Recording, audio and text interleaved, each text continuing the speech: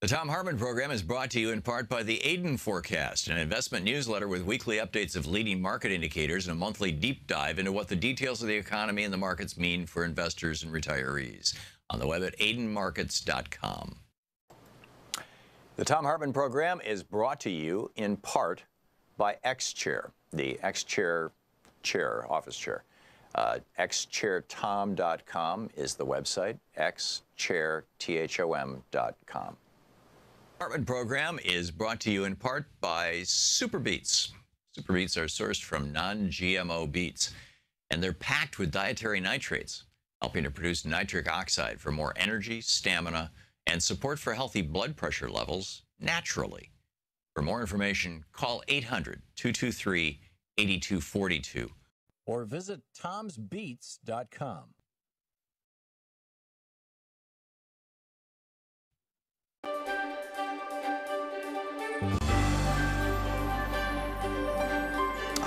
You know, today, the gravity of what happened in Korea is beginning to sink in, and we're all figuring out that that Trump basically gave away a bunch of stuff to Kim and elevated him from international pariah status to, equal to the President of the United States diplomat status, which is pretty bizarre.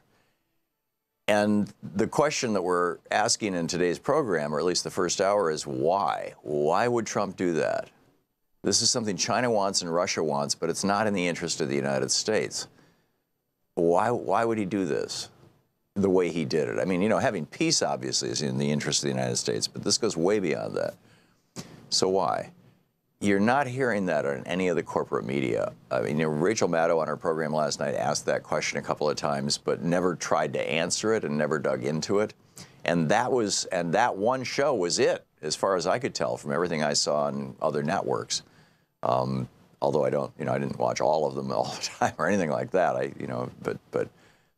think, here and Amy Goodman and others here on Free Speech TV, we're trying to answer that question.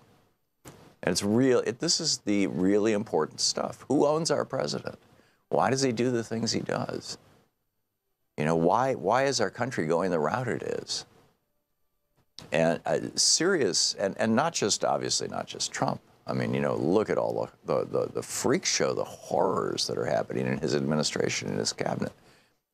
By and large, not discussed. With Scott Pruitt, they'll talk about, he just got a $34,000 or $43,000 silent phone booth. But there's no discussion of how much damage he just did to the water in the Mississippi River. None. Or in the Columbia River, right? Or in the air around your home. And he's doing that damage right now. This is why Free Speech TV is so important. Yesterday, we nearly hit our $10,000 a day goal. We were a little over $9,000. I think it was around $9,200. So we've had two $9,000 days and two basically $1,000 days. And so we're still way behind. We need to hit $10,000 a day. Please help out now. If you can make a contribution of any amount, call 877-378-8669 right now and talk with them and let them know how you can help out, whether you can make a one-time gift, a contribution to Free Speech TV to help keep this network going, to keep this program coming into your home, or whether you can spread it out over the course of a year and make it $30 a month or $20 a month or even $10 a month. Whatever works for you and for your family. I mean, I don't want you to push your finances, but if you can afford to help out, this is a really important cause. Really important. And we don't get money from big corporations. We don't get money from the government, unlike NPR and those groups. We are here with and by you. We're here with you, for you, and by your grace, right? Because your contributions literally keep this network going, and we must do that. So the premiums that we're offering today, with a $30 gift, you get a Free Speech TV refrigerator magnet, only available this way with a $30 gift. It says, "Is that true? Or did you hear that on Fox News?" I love it. It's a perfect gift for your Fox News watching friends. or the people who are the friends of the Fox News watching Friends who are rolling their eyes constantly, right? With a $72 gift, you get the Free Speech TV water bottle. With a $120 gift, you get a copy of the Thom Hartmann Reader collection of each chapter is a different chapter from one of my various books, autographed by the author. With a $240 gift, you get Howard Zinn's People's History book and a DVD of the People's History of the United States, Howard Zinn, the great Howard Zinn, plus the Reverend William Barber's new book, The Third Reconstruction, which is brilliant. And by the way, the $120 gift, just my book, you can do that at $10 a month. The $240 gift, Howard Zinn's book and Reverend Barber's book, you can do that at $20 a month, $240. For $30 a month or $360, you get all the books and the DVD.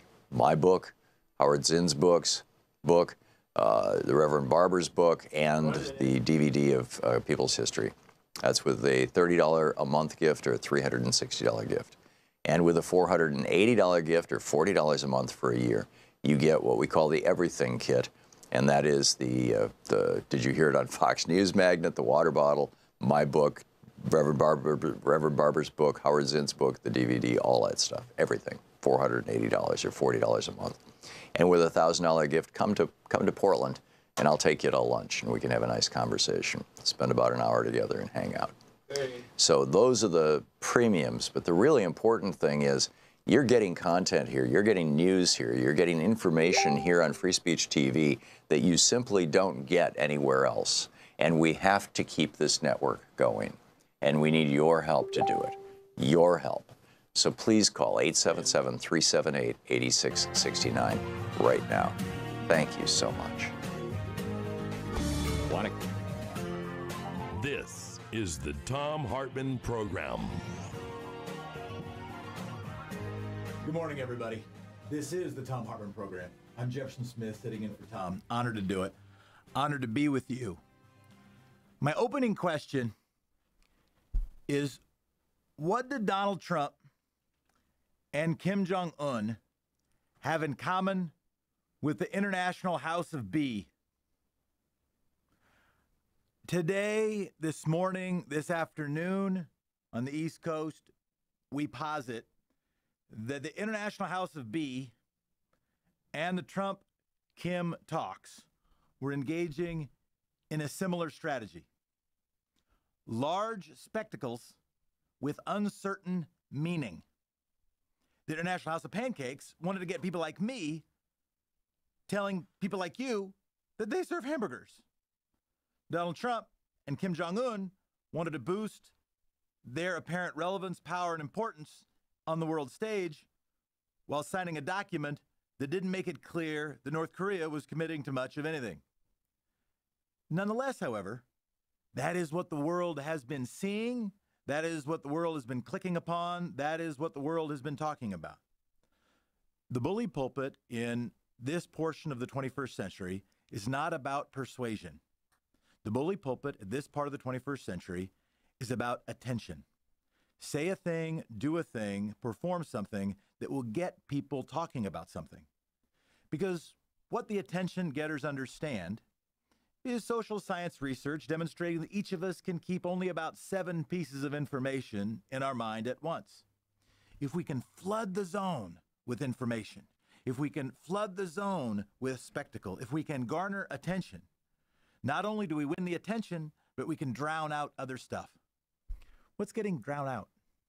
The first time I had a chance to join you, we talked about the big lie. Second time I had a chance to join you, we talked about the big why. Today I want to ask, what's the big miss? What are the things that are happening in the world that we need to be paying attention to? If there's one thing, or if we have a maximum of 7 things, pieces of information that we want people to be paying attention to, what ought they be? Well, I am watching a raccoon climb 20 stories and hoping to heck that he makes it. What are 6 other things we also ought to be paying attention to? Net neutrality ended Monday. Parents are being separated from their children. There is nothing stopping our elections from being hacked. A raccoon climbed up a 20-foot building. or 20-story building. The Neil Gorsuch, not Merrick Garland Supreme Court eroded access to the ballot. Also, healthcare. Joining us right now, I want to ask you, and the call-in number, by the way, is 202-808-9925, 202-808-9925. You're listening to the Thom Hartmann Program. I'm Jefferson Smith. I hope you're having a beautiful day. I want to bring on, and we want to bring on, Egan Kemp, healthcare policy advocate with Public Citizen, formerly at the USGAO, talking to us about the latest attack on access to healthcare for folks. One of the things being drowned out through handshakes and signed vapid documents and raccoons clambering up building sides. Egan Kemp, good morning.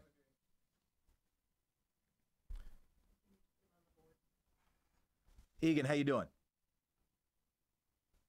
Can you hear me? Egan, can you hear me now? Egan's frozen. The call-in number here is 202-808-9925. We are joined by Egan Kemp, but I can see his face, and his face is frozen. I don't think that's because he does not make motions. I believe he does make motions. Egan Kemp, can you now hear us? We've lost Egan entirely. All right. We'll call them back. Here's some of the things that I think we've been missed.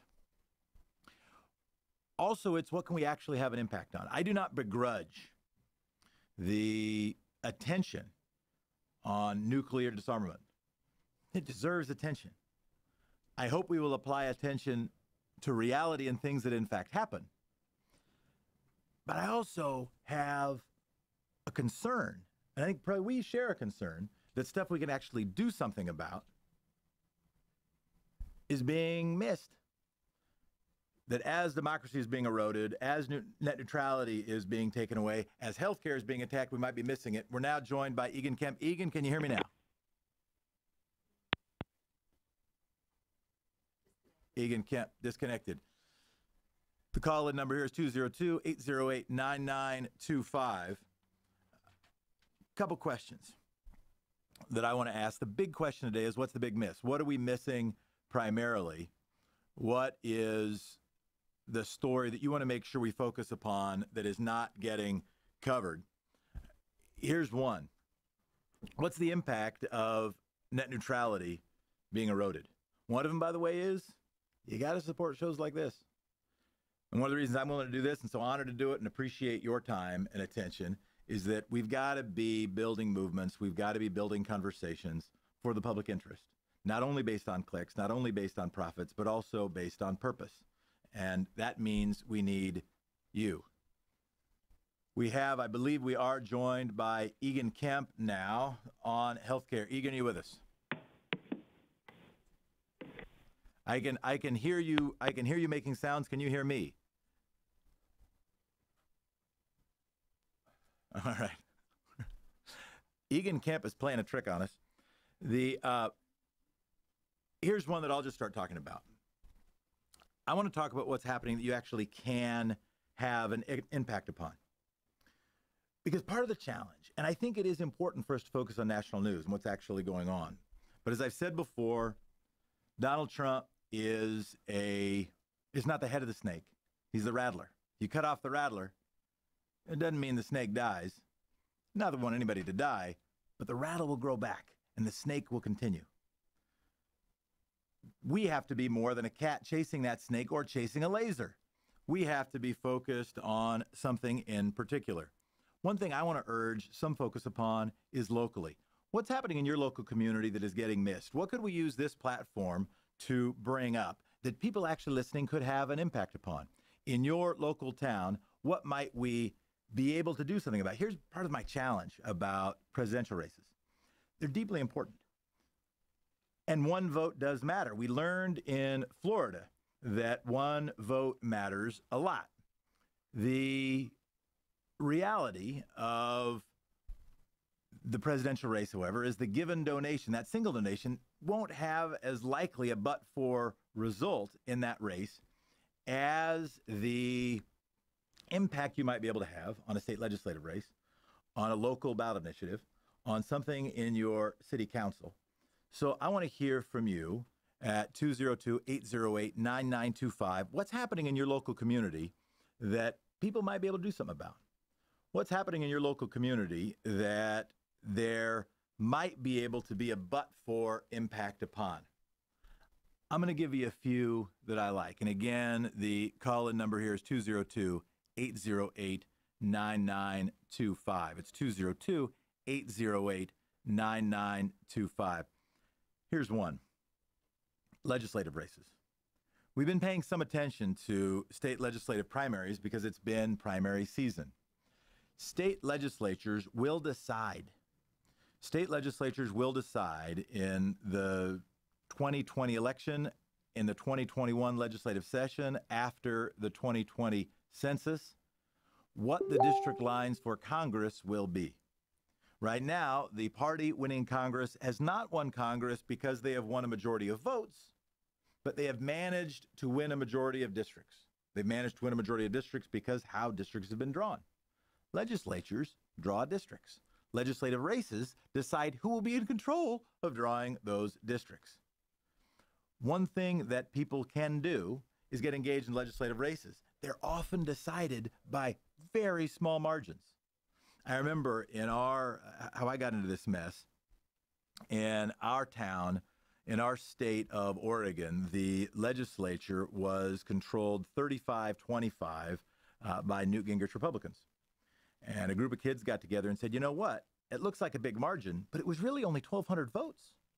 If you flipped 1,200 votes across the state of Oregon, you could flip it from 35-25 to 31-29 in the other direction. And if you did that, then somebody like Jeff Merkley, instead of being the minority leader, would be the House Speaker. And then after being the House Speaker, could end up in the U.S. Senate. And they went out and knocked on doors in close legislative races around the state and helped turn the Oregon State Senate and then helped turn the Oregon State House. And now Jeff Merkley's in the U.S. Senate, and now there's a chance of progressive policy to happen, and that was focusing on local stuff. What's the local stuff happening in your community that's being missed? What's the big miss? What's being missed in the argument? And what's also being missed in your local community? We've got a call from Randy on Free Speech TV. Hello. Randy, can you hear me? Hello. Hello. Randy, can you hear me? Hello. Let's try this Hello? microphone. I'm worried this microphone isn't connected to the phone. Hello. Randy can't hear me. I will just continue. Randy, stick with us. We might be able to figure out the technology. I can hear you, Randy, but I don't think you can hear me. Here's another big one. One big one I posit is, in fact, state legislative races. Another one is the election rules by which we are governed. That ultimately we are not going to change our governance unless we address the rules by which we are governed. That means our campaign finance. That means, yes, our districts. That means how people have access to the ballot. We had a chance to talk about some of that last time.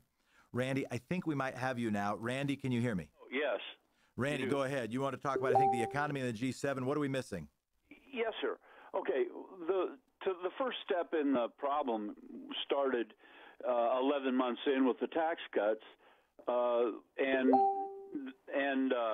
Trump doing exactly what George Bush did in 2002, exploding the debt, and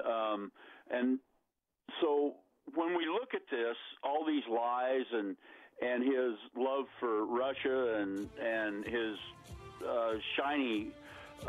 His attention span towards shiny things that don't really matter to America, that this G7 really undermines the confidence in our economy. Randy from Free Speech TV, thanks for joining us. You're listening to the Thom Hartmann Program. I'm Jefferson Smith sitting in. The phones are now, in fact, working. Call in. Thanks for being with us. This is the Thom Hartmann Program. You're listening to the Thom Hartmann Program. I'm Jefferson Smith. Thanks for doing it.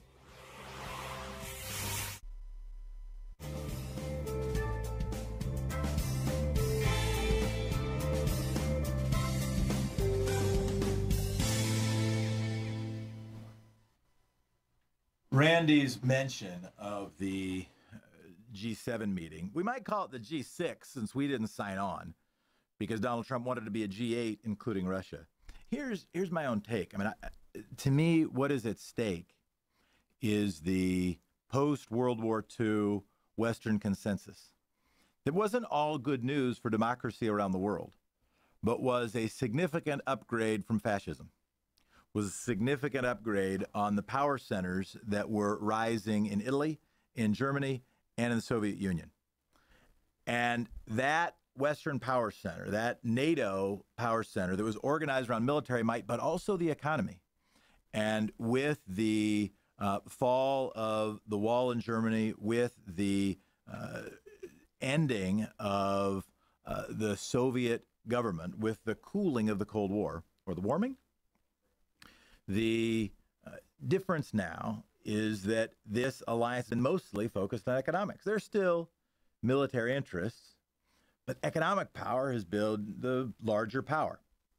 What I see in response to Randy's question is that there is now an effort, and who benefits, que bono, who benefits from the erosion of that consensus? Well, Vladimir Putin and Russia are some of who benefits. But those who benefit are those who weren't in charge of that global economic order. The United States could also lose. Here's the other little interesting fact to me that I hope we'll keep in mind as we try to pull out to see the big picture, not just the little picture. We are also at the time in history when World War II veterans are almost gone. It is not surprising to me when thinking about that as the Bible said, there is now a generation that knows not Joseph. There is now a lack of, or at least a paucity of, grandfathers and grandmothers who lived through World War II, understood what the fight was for, who were saying, you know what, fascism on the internet isn't funny and it's not cool. The alt-right is just a funny name for something that we waged maybe the last moral war against. It's not a good joke. It's not a cool thing. Get off the internet, kid. Or if you're going to get on the internet, do something loving and compassionate or useful.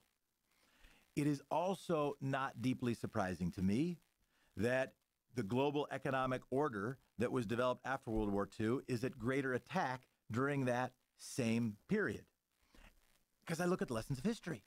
And one of the lessons of history I look at is, when did the Civil War happen? The Civil War happened just as the Revolutionary War veterans were dying. As about 80 years after you had the Revolutionary War, people started forgetting what a challenge it was to unite the country. And it started seeming like breaking up the country wasn't as big a deal. And all of a sudden, there became a huge fight about that. There are lessons from World War II that we have to make sure we don't forget. Continuing to bend the arc of history towards justice in terms of sexism and racism, we don't want to go back to that. But if we want to make America great, we need to remember that we're stronger together than we are apart. I think the phones are cracking now. We're going to be coming back in just a minute. I'm Jefferson Smith, sitting in for Thom Hartmann. What else is getting left out? As we're focused on a handshake and a non-agreement, what's getting missed? What's the big miss? Call in. Love to hear from you.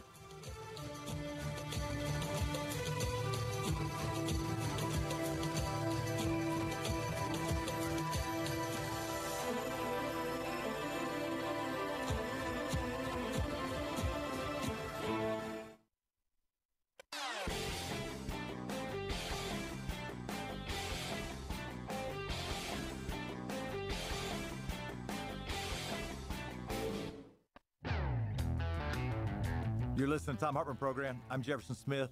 What's getting missed? If the modern bully pulpit is about distraction, or at least about attention, what is being attention drawn away from? What are we missing? We've got Don calling in from Coal City. Don, speak your piece. This is John, actually. Oh, hey, John. What I wanted to bring up was the fact that back in the 80s, there was a book called Global Reach. It was where the money powers around the world was actually trying to break down the national borders, you know, like our imports from China. And also there was a veteran four-star general who wrote a book and then updated it later that called War a Racket, which was the very thing that Eisenhower warned us when he left office. Those are the things that our American people seem to be missing right now. And what America is going to be great again is when it starts believing in itself. When you say believing in itself, what are the parts you most want us to believe in and remember, John?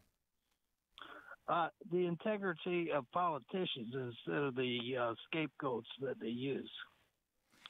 You know, when you got a person in office, and when you got the fox guarding the chicken house, the chickens are going to have one tough life. And so you want to believe in politicians, or you want to believe in the people who are casting ballots? Who do we want to believe in? We want to believe in the people that are making the politicians answer to the people that are casting the ballots. You know, in the Bible, you mentioned the Bible. It's Christ actually said, "Go tell that old fox." Just like Fox News is nothing but a propaganda station. But very few people have got enough courage to actually make that. John, thank you so much. And I do focus on democracy. I believe really strongly in what you're saying, that we've got to believe in the people casting the ballot. We've got to figure out who's in charge, that democracy has to be bottom up, or if it's top down, the people need to be on top. And why do I push democracy so hard? In fact, we're going to be talking to Ari Berman later in the show. We're going to be talking about the Supreme Court opinion. The reason I push democracy so hard is partly because I believe it, partly because I believe if it's a lousy form of government, it's at least not as bad as all the others. But also because I think it is the American theme that is powerful enough, that is sufficiently central, that is important enough to build a movement to combat faux freedom, an argument that is really about economic and property power masqueraded as freedom. If we're going to achieve real freedom, we need democracy. We need to be in charge. What does that look like? Mel, you wanted to say a quick thing about IHOP and Trump. Yeah, to me, you know, your comment about IHOP and it now being International House of Breakfast and all that, you don't go to KFC for pizza. And Trump going to Kim Jong-un, he's not a politician. He does not know what the heck he's doing. And I'm going to tell you right now, something that's always rang in my head ever since I saw it in a movie. Marcus Aurelius asked, what purpose in itself does it serve? I look at Trump, and I'm sitting there looking at him and seeing all this. He did not get anything for the U.S. That is obvious. If any Trumpistan person out there who thinks he did this for America, you are deluded in the Kool-Aid, man. You ain't just drinking it. Okay. Mel, thanks for being with us. He did get something out of it. He got us talking about it and seeing it. I think that was his purpose, but you're right. The country has a deeper purpose. We'll be right back.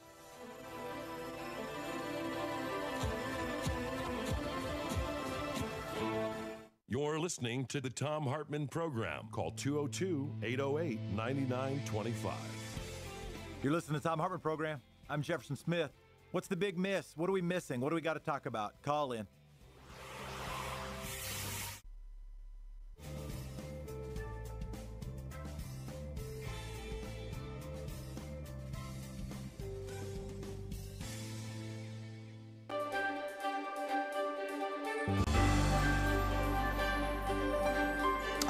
You know, today, the gravity of what happened in Korea is beginning to sink in, and we're all figuring out that that Trump basically gave away a bunch of stuff to Kim and elevated him from international pariah status to, equal to the President of the United States diplomat status, which is pretty bizarre. And the question that we're asking in today's program, or at least the first hour, is why? Why would Trump do that? This is something China wants and Russia wants, but it's not in the interest of the United States. Why would he do this the way he did it? I mean, having peace obviously is in the interest of the United States, but this goes way beyond that. So why? You're not hearing that on any of the corporate media. I mean, Rachel Maddow on her program last night asked that question a couple of times, but never tried to answer it and never dug into it. And that one show was it. as far as I could tell from everything I saw on other networks. Although I don't, I didn't watch all of them all the time or anything like that. But I think, here and Amy Goodman and others here on Free Speech TV, we're trying to answer that question. And it's real. This is the really important stuff. Who owns our president? Why does he do the things he does? Why is our country going the route it is? And serious, and not just, obviously, not just Trump. I mean, look at all the freak show, the horrors that are happening in his administration and his cabinet. By and large, not discussed. With Scott Pruitt, they'll talk about, he just got a $34,000 or $43,000, silent phone booth. But there's no discussion of how much damage he just did to the water in the Mississippi River. None. Or in the Columbia River, right? or in the air around your home. And he's doing that damage right now. This is why Free Speech TV is so important. Yesterday, we nearly hit our $10,000 a day goal. We were a little over $9,000. I think it was around $9,200. So we've had two $9,000 days and two basically $1,000 days. And so we're still way behind. We need to hit $10,000 a day. Please help out now. If you can make a contribution of any amount, call 877-378-8669 right now and talk with them and let them know how you can help out. Whether you can make a one-time gift, a contribution to Free Speech TV to help keep this network going, to keep this program coming into your home, or whether you can spread it out over the course of a year and make it $30 a month or $20 a month or even $10 a month. Whatever works for you and for your family. I mean, I don't want you to push your finances, but if you can afford to help out, this is a really important cause. Really important. And we don't get money from big corporations. We don't get money from the government, unlike NPR and those groups. We are here with and by you. We're here with you, for you, and by your grace, right? Because your contributions literally keep this network going, and we must do that. So the premiums that we're offering today, with a $30 gift, you get a Free Speech TV refrigerator magnet, only available this way with a $30 gift. It says, "Is that true? Or did you hear that on Fox News?" I love it. It's a perfect gift for your Fox News watching friends, or the people who are the friends of the Fox News watching friends who are rolling their eyes constantly, right? With a $72 gift, you get the Free Speech TV water bottle. With a $120 gift, you get a copy of the Thom Hartmann Reader collection of each chapter is a different chapter from one of my various books, autographed by the author. With a $240 gift, you get Howard Zinn's People's History book and a DVD of the People's History of the United States, Howard Zinn, the great Howard Zinn. Plus the Reverend William Barber's new book, The Third Reconstruction, which is brilliant. And by the way, the $120 gift, just my book, you can do that at $10 a month. The $240 gift, Howard Zinn's book and Reverend Barber's book, you can do that at $20 a month, $240. For $30 a month or $360, you get all the books and the DVD. My book, Howard Zinn's book, the Reverend Barber's book, and the DVD of People's History. That's with a $30 a month gift or a $360 gift. And with a $480 gift or $40 a month for a year, you get what we call the Everything Kit. And that is the did you hear it on Fox News magnet, the water bottle, my book, Reverend Barber's book, Howard Zinn's book, the DVD, all that stuff, everything, $480 or $40 a month. And with a $1,000 gift, come to Portland, and I'll take you to lunch, and we can have a nice conversation, spend about an hour together and hang out. So those are the premiums, but the really important thing is you're getting content here, you're getting news here, you're getting information here on Free Speech TV that you simply don't get anywhere else. And we have to keep this network going. And we need your help to do it. Your help. So please call 877-378-8669 right now. Thank you so much.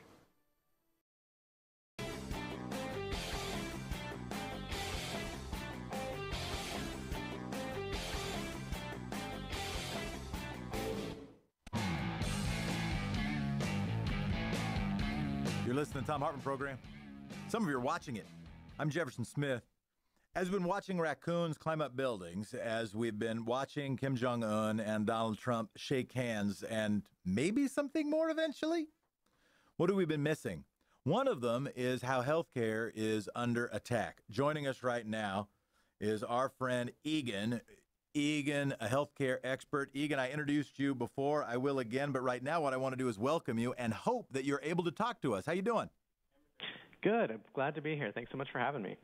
What's happening with the ACA right now? I know politically that the Kaiser Health family tracking poll, it shows that the support for the ACA basically tracks the support and opposition of Donald Trump in reverse, that about 50% of the people are in favor of it.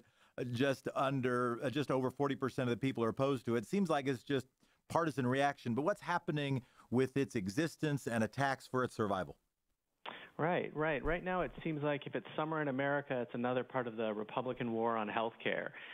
It's beers, barbecue, and trying to get rid of the pre-existing condition this summer. And so we're facing a number of different attacks from the administration. This one is sort of the most pressing, where they're refusing to push back on some GOP-controlled states that are trying to get rid of the pre-existing conditions, one of the most popular parts of the ACA, and also other protections that Americans have come to count on.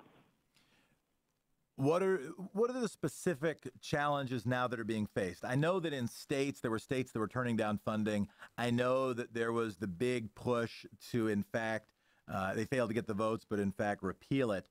What's the sort of next attack? Is it death by a thousand cuts? Is it another big vote happening in exchange for the August recess? What's the next big thing that people should be paying attention to? Yeah, so the biggest thing right now is this court case where you've got 20 or so GOP-controlled states, and they're suing the federal government, saying because the Republicans took away the individual mandate as part of their tax scam law last year, that now pretty much no part of the ACA should be left, that everything should be ruled unconstitutional. DOJ would normally defend that sort of thing against this attack, but they've actually gone over to the other side. And so we've had a number of Democratic state attorney generals like Javier Becerra of California stepping in to fight the good fight. So, yeah, I saw this piece of news, in fact, on in my local station. We talked about it very, very briefly. And then it dawned on me even after I finished looking at the script, which is like, wait a minute. This is the federal government not defending itself. This is the federal government not doing its duty by the Department of Justice to, in fact, be the lawyer for decisions made by the Congress of the United States of America and signed by the duly elected President of the United States of America. What is the precedent for this? And also, what does it mean? I heard one thing is that other people got to step in. But what's the kind of case? If they're not defending lawsuits against the ACA, what happens with those lawsuits? Right, and so the big challenge with this particular piece is really what it means for the American people, that we could end up going back to a time where insurance companies can deny coverage for pre-existing conditions, or they can go back after the fact and say, oh, you didn't fill out your form correctly, and so we're going to deny any sort of future coverage. And the real challenge is that there's over 130 million Americans that have some sort of pre-existing health condition, something like 44 million Americans with high blood pressure, another 44 million with high cholesterol, over 30 million with asthma and chronic lung disease. And these folks and anyone else with pre-existing conditions are going to face a real challenge getting health care, and it could be even as something as simple as just changing jobs, that their new employer may not cover their needs, or they might even get rejected. I hear about the case you're making in favor of the ACA, in favor of health protections for people in the United States. I'm also wanting to help them connect the dots, right? Like all of a sudden, Jeff Sessions says, I'm not going to defend these cases, and everybody loses their health care. What happens in between? What does it actually mean? Are there lawsuits pending right now that people should be tracking and paying attention to, that somebody like Javier Becerra needs to step in and defend or exercise a countersuit? Help connect those dots.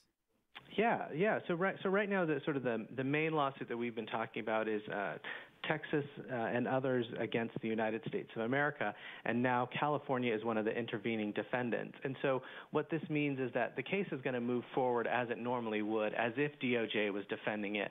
But instead of the Department of Justice defending this, it's going to be the state attorneys general that will be stepping in to take over the case and argue in favor of keeping these ACA protections.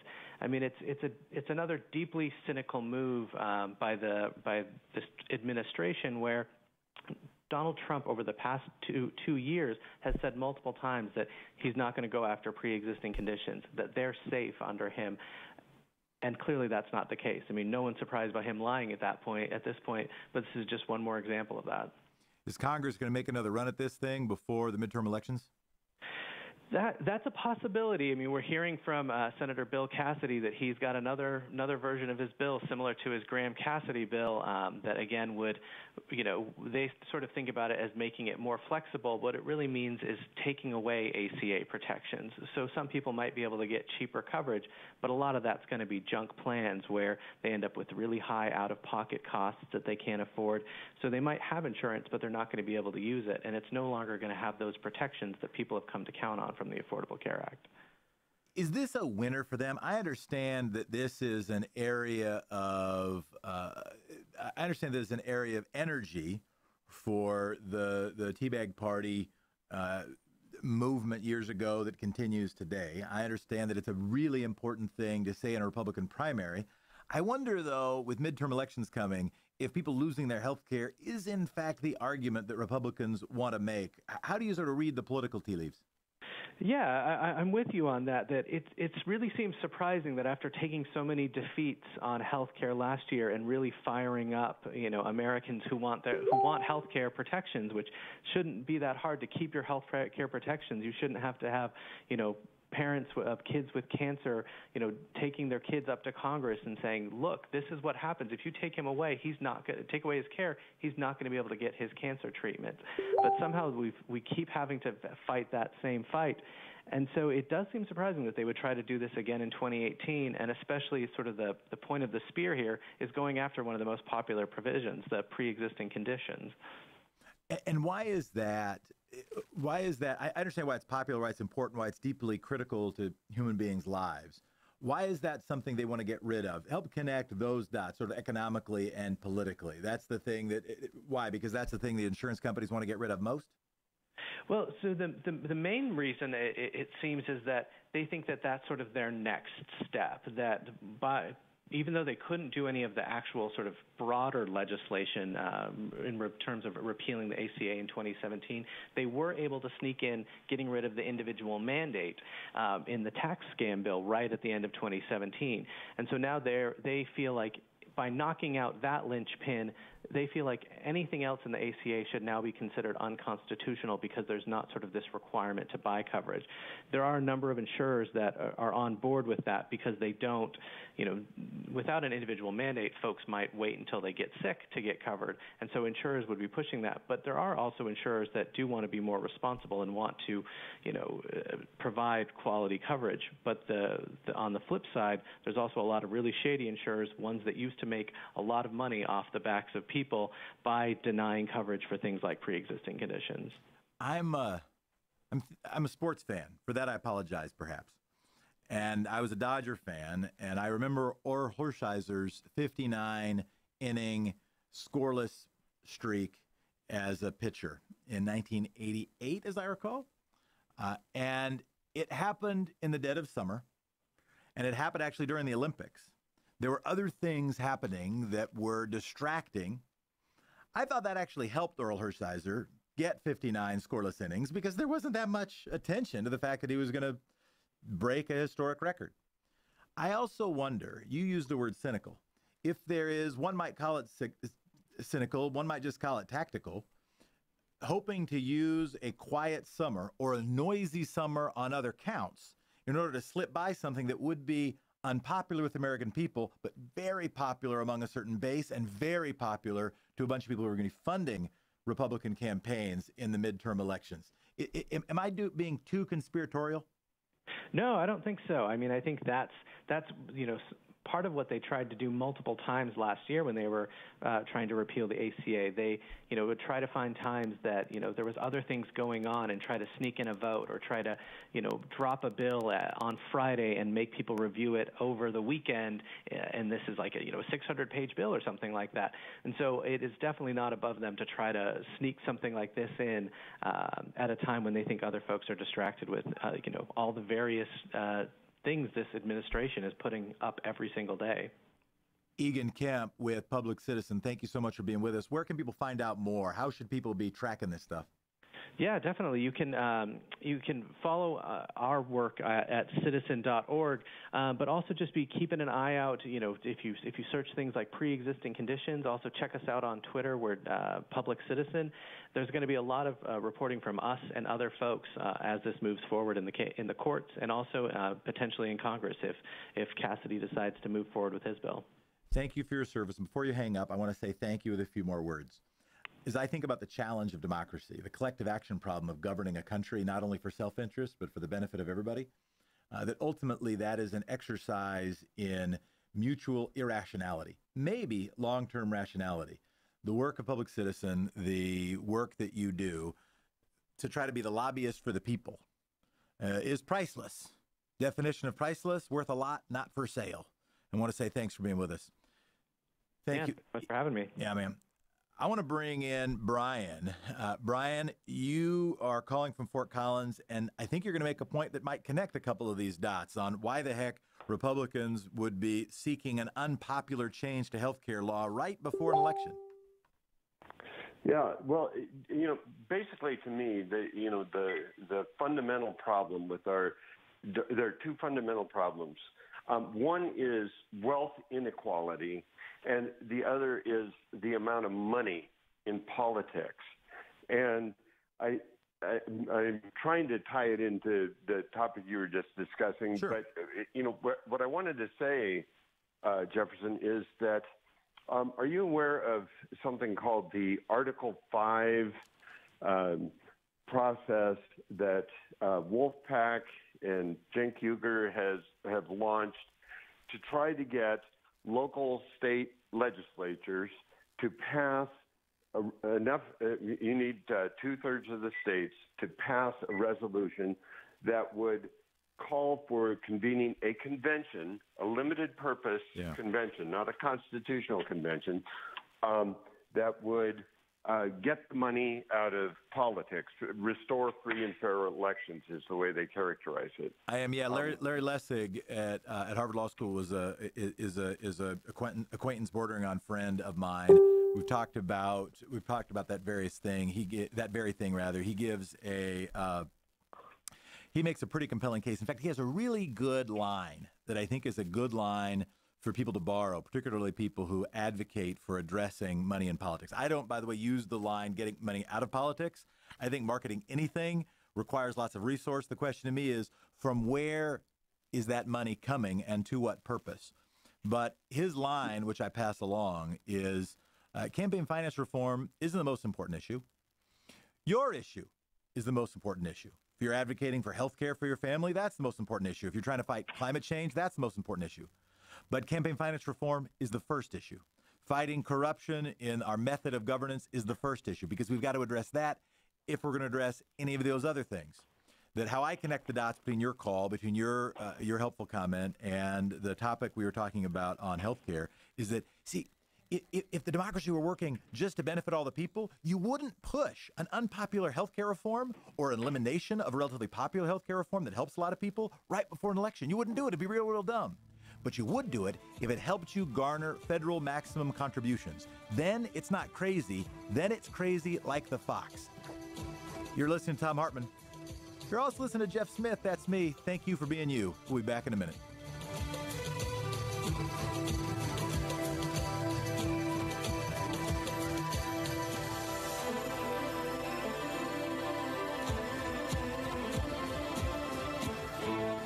You're listening to Thom Hartmann. Visit thomhartmann.com for audio and video archives. You're listening to the Thom Hartmann Program. I'm Jefferson Smith. Call number here, 202-808-9925.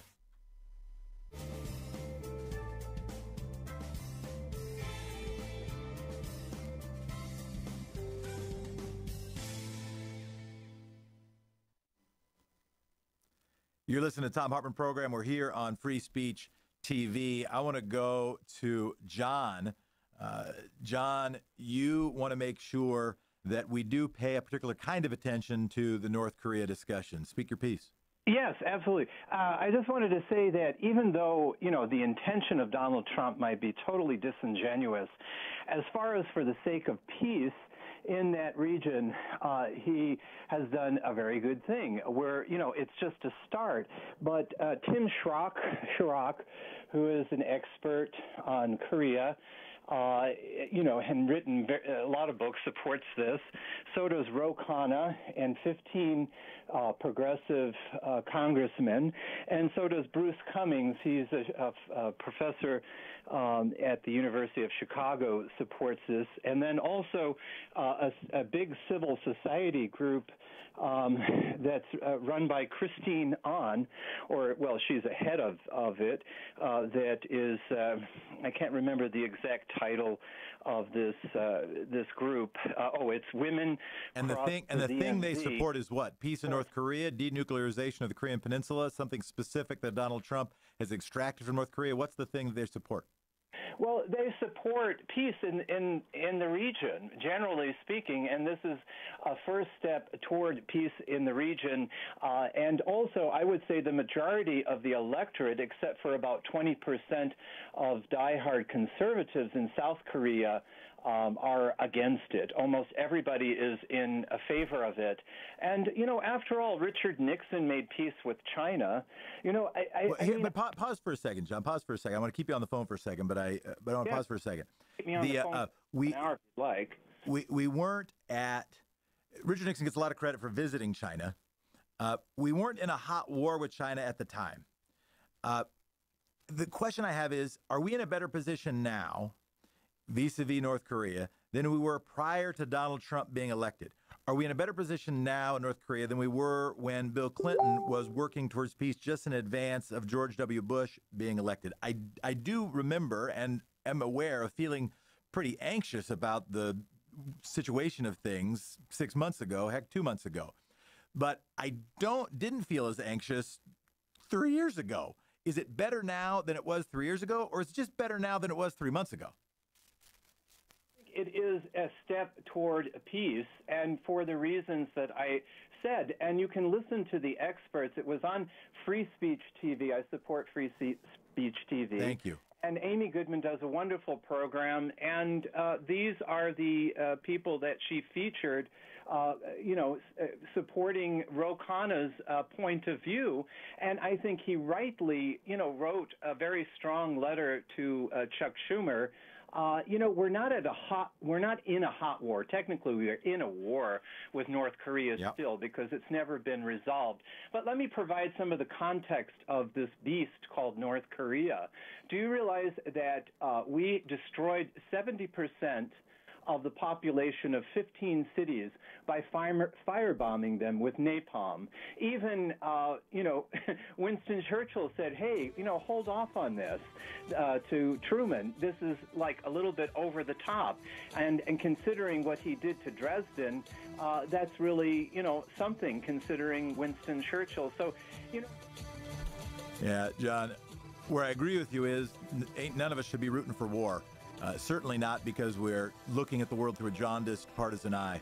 You're listening to the Thom Hartmann Program. I'm Jeff.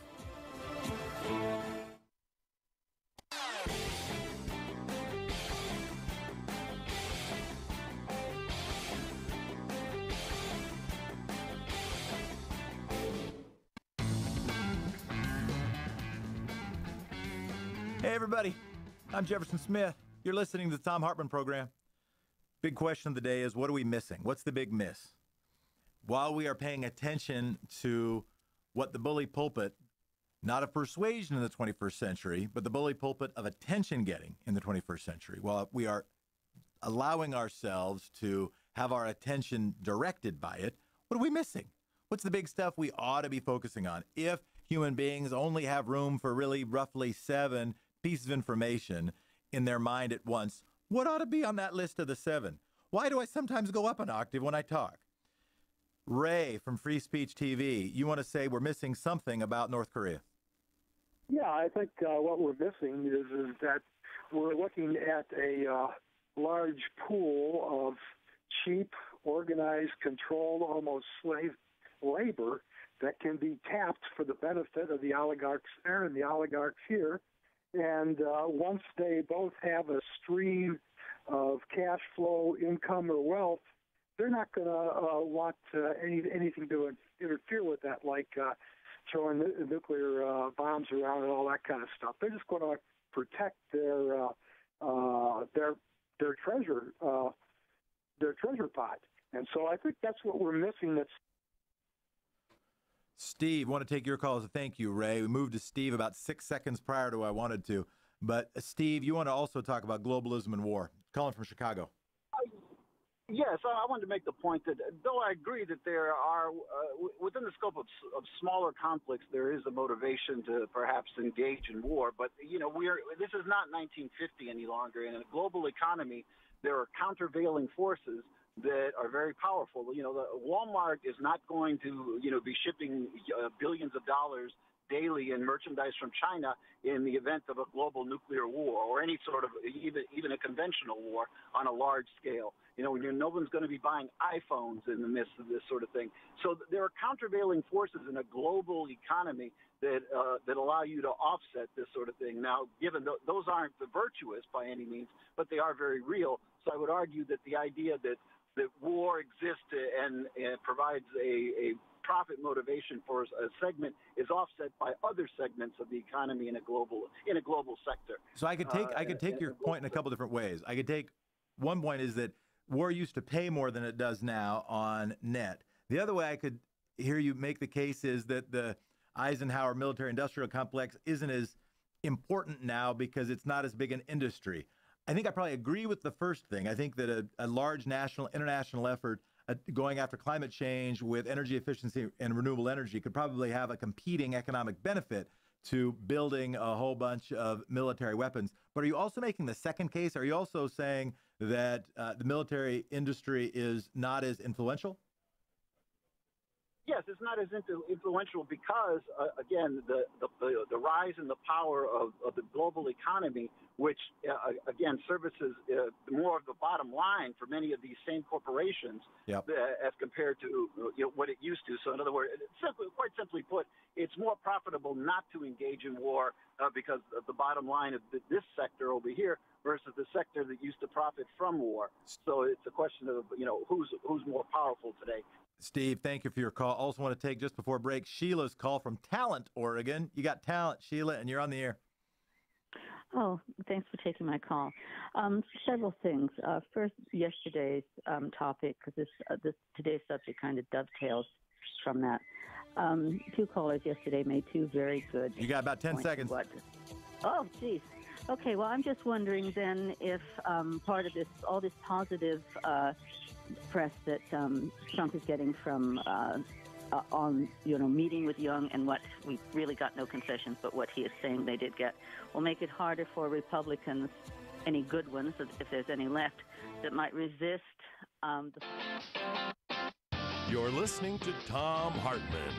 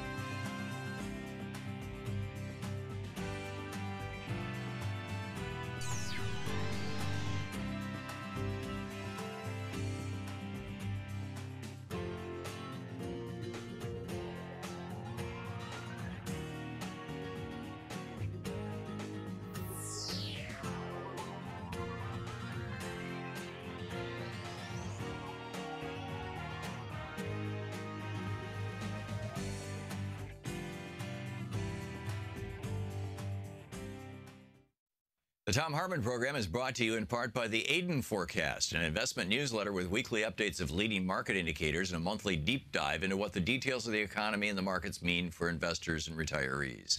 On the web at aidenmarkets.com. The Thom Hartmann Program is brought to you in part by X-Chair, the X-Chair office chair.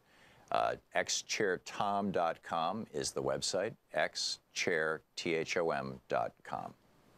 Hartmann Program is brought to you in part by Super Beets.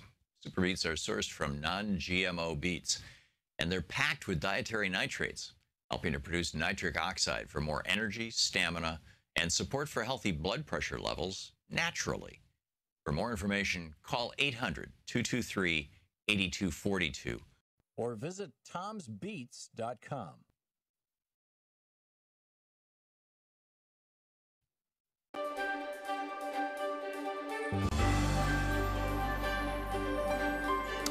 You know, today, the gravity of what happened in Korea is beginning to sink in, and we're all figuring out that that Trump basically gave away a bunch of stuff to Kim and elevated him from international pariah status to, equal to the President of the United States diplomat status, which is pretty bizarre. And the question that we're asking in today's program, or at least the first hour, is why? Why would Trump do that? This is something China wants and Russia wants, but it's not in the interest of the United States. Why would he do this the way he did it? I mean, having peace obviously is in the interest of the United States, but this goes way beyond that. So why? You're not hearing that on any of the corporate media. I mean, Rachel Maddow on her program last night asked that question a couple of times, but never tried to answer it and never dug into it. And that one show was it, as far as I could tell from everything I saw on other networks. Although I didn't watch all of them all the time or anything like that. I think, here and Amy Goodman and others here on Free Speech TV, we're trying to answer that question. And it's real. This is the really important stuff. Who owns our president? Why does he do the things he does? Why is our country going the route it is? And serious, and not just, obviously, not just Trump. I mean, look at all the freak show, the horrors that are happening in his administration and his cabinet. By and large, not discussed. With Scott Pruitt, they'll talk about, he just got a $34,000 or $43,000, silent phone booth. But there's no discussion of how much damage he just did to the water in the Mississippi River. None. Or in the Columbia River, right? Or in the air around your home. And he's doing that damage right now. This is why Free Speech TV is so important. Yesterday, we nearly hit our $10,000 a day goal. We were a little over $9,000. I think it was around $9,200. So we've had two $9,000 days and two basically $1,000 days. And so we're still way behind. We need to hit $10,000 a day. Please help out now. If you can make a contribution of any amount, call 877-378-8669 right now and talk with them and let them know how you can help out. Whether you can make a one-time gift, a contribution to Free Speech TV to help keep this network going, to keep this program coming into your home, or whether you can spread it out over the course of a year and make it $30 a month or $20 a month or even $10 a month. Whatever works for you and for your family. I mean, I don't want you to push your finances, but if you can afford to help out, this is a really important cause. Really important. And we don't get money from big corporations. We don't get money from the government, unlike NPR and those groups. We are here with and by you. We're here with you, for you, and by your grace, right? Because your contributions literally keep this network going, and we must do that. So the premiums that we're offering today, with a $30 gift, you get a Free Speech TV refrigerator magnet, only available this way with a $30 gift. It says, "Is that true? Or did you hear that on Fox News?" I love it. It's a perfect gift for your Fox News watching friends, or the people who are the friends of the Fox News watching friends who are rolling their eyes constantly, right? With a $72 gift, you get the Free Speech TV water bottle. With a $120 gift, you get a copy of the Thom Hartmann Reader collection of each chapter is a different chapter from one of my various books, autographed by the author.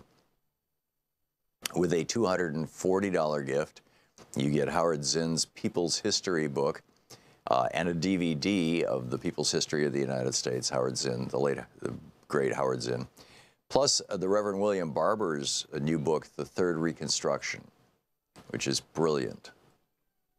And by the way, the $120 gift, just my book, you can do that at $10 a month. The $240 gift, Howard Zinn's book and Reverend Barber's book, you can do that at $20 a month, $240. For $30 a month or $360, you get all the books and the DVD. My book, Howard Zinn's book, the Reverend Barber's book, and the DVD of People's History. That's with a $30 a month gift or a $360 gift. And with a $480 gift or $40 a month for a year, you get what we call the Everything Kit. And that is the did you hear it on Fox News magnet, the water bottle, my book, Reverend Barber's book, Howard Zinn's book, the DVD, all that stuff, everything, $480 or $40 a month. And with a $1,000 gift, come to Portland, and I'll take you to lunch, and we can have a nice conversation, spend about an hour together and hang out. So those are the premiums, but the really important thing is you're getting content here, you're getting news here, you're getting information here on Free Speech TV that you simply don't get anywhere else. And we have to keep this network going, and we need your help to do it, your help. So please call 877-378-8669 right now. Thank you so much. Want to connect with the show online? You can find the Thom Hartmann Program on Facebook, Twitter, and Instagram.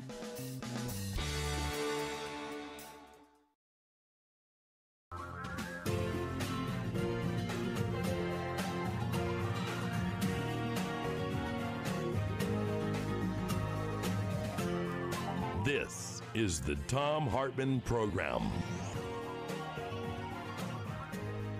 Hey, everybody. This is the Thom Hartmann Program. I'm not Tom. I'm Jeff. I didn't win any of those awards, but I'm honored to be with you. I want to say thank you to the team and thank you to all of you. What's being missed? The call-in number here is 202-808-9925. It's 202-808-9925.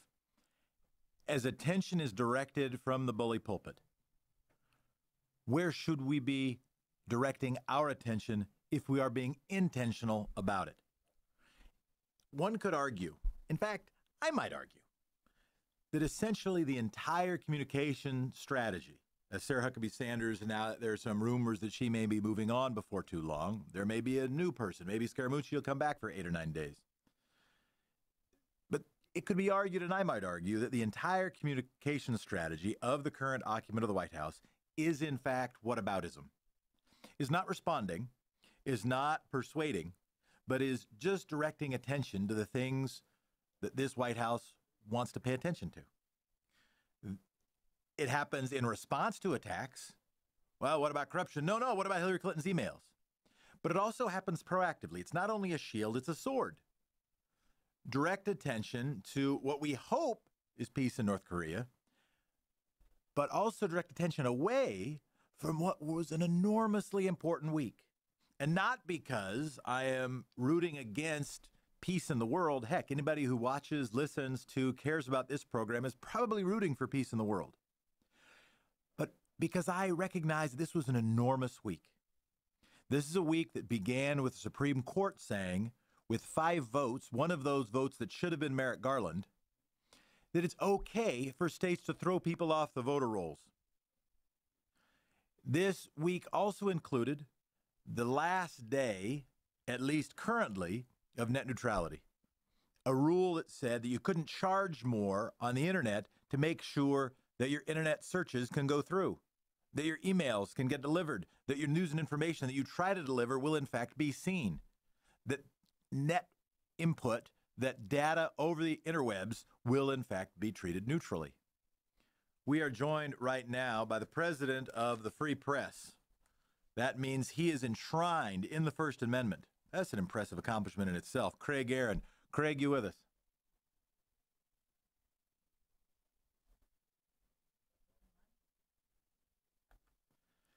Craig, you with us? I am. Thanks for having me. Thanks for being here.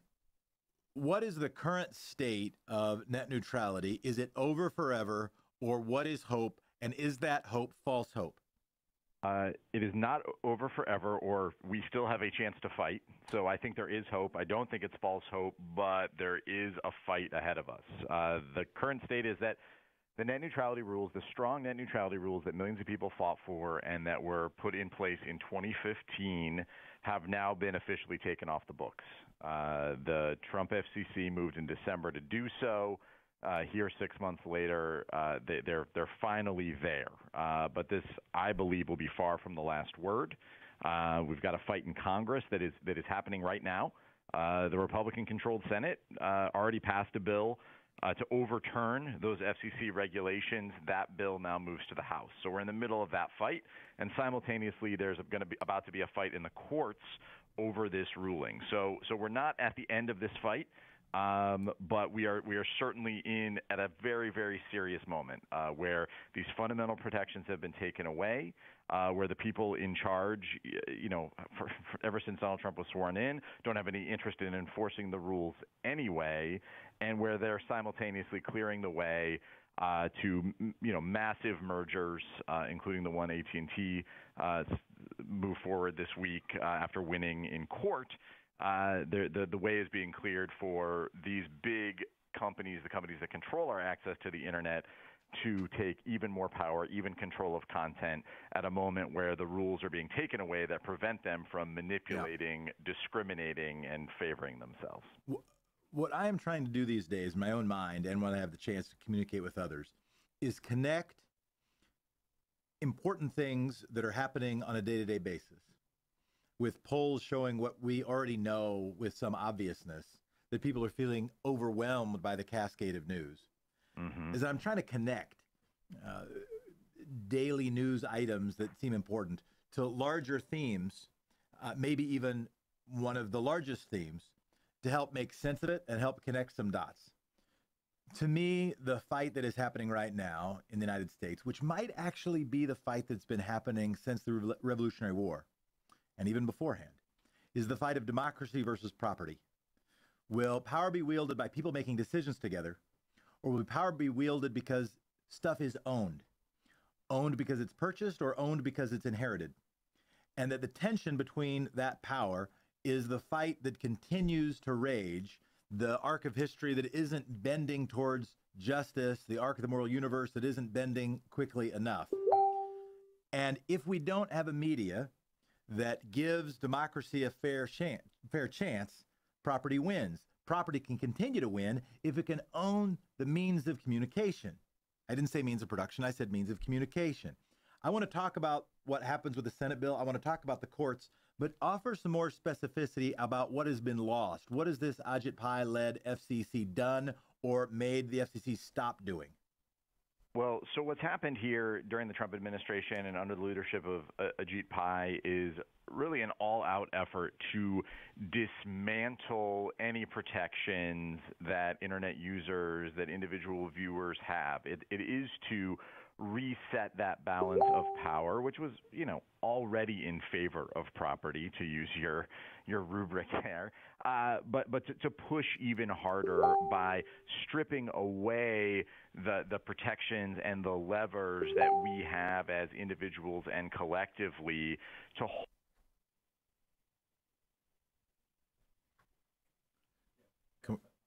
Can we get him back?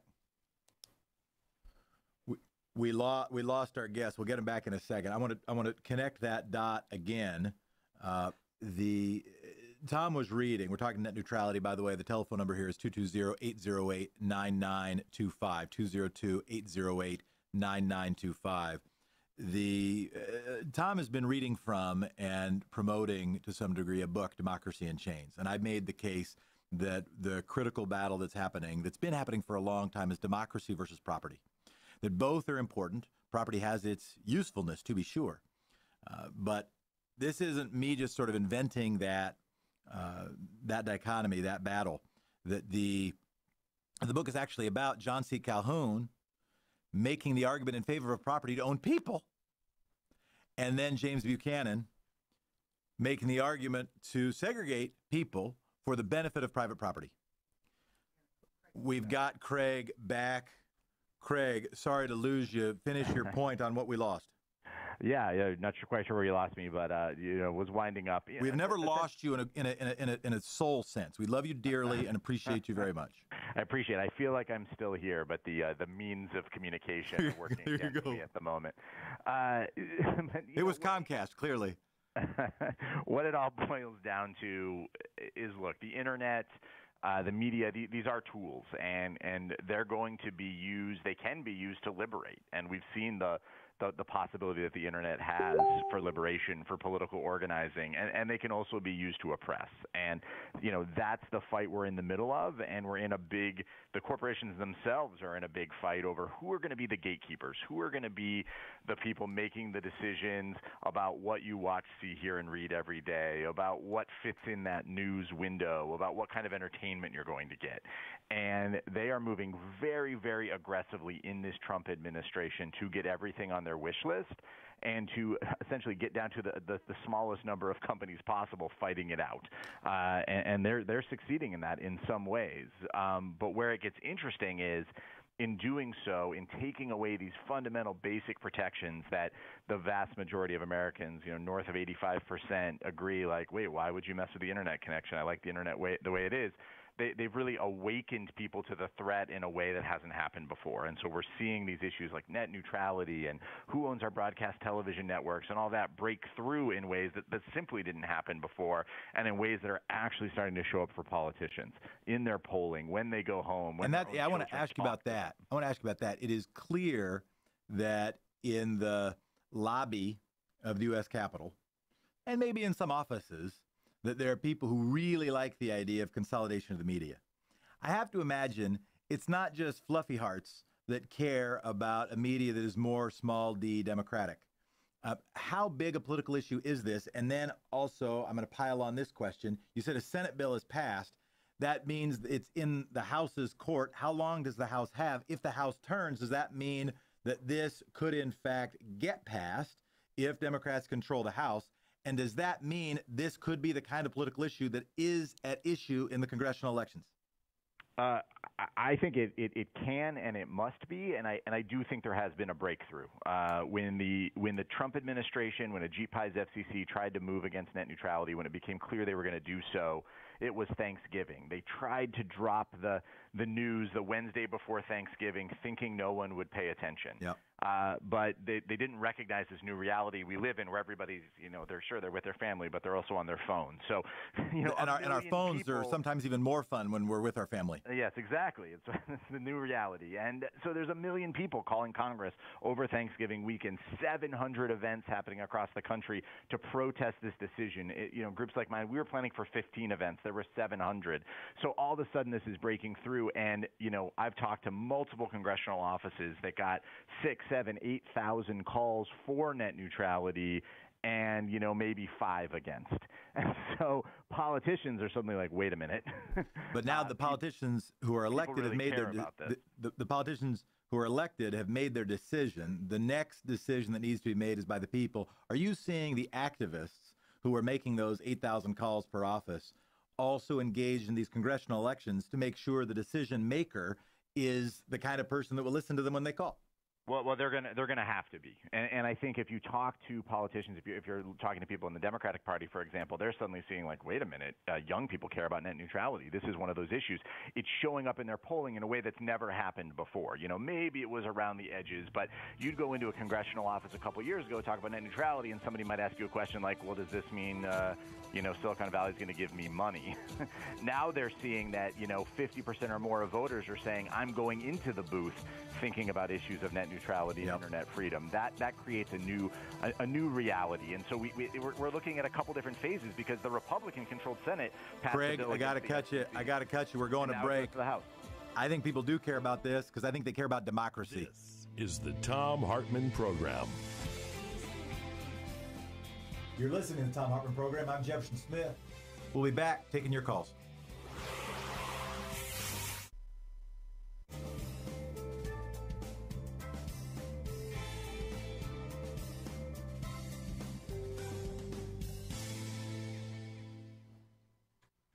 We're with you on Free Speech TV. I'm Jefferson Smith, sitting in for Thom Hartmann on the Thom Hartmann Program. Thanks for being with us.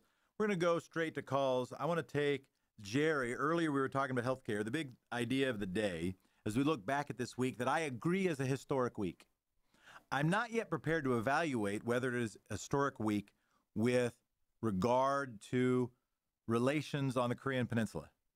It was a historic week with respect to democracy. It was a historic week with respect to health care, as there are now further moves with Jeff Sessions deciding that they are not going to defend a decision made by the duly elected Congress and the duly elected president to, in fact, to defend the ACA. Jerry, I want to take your call on health care. Yes, hello. This is Jerry.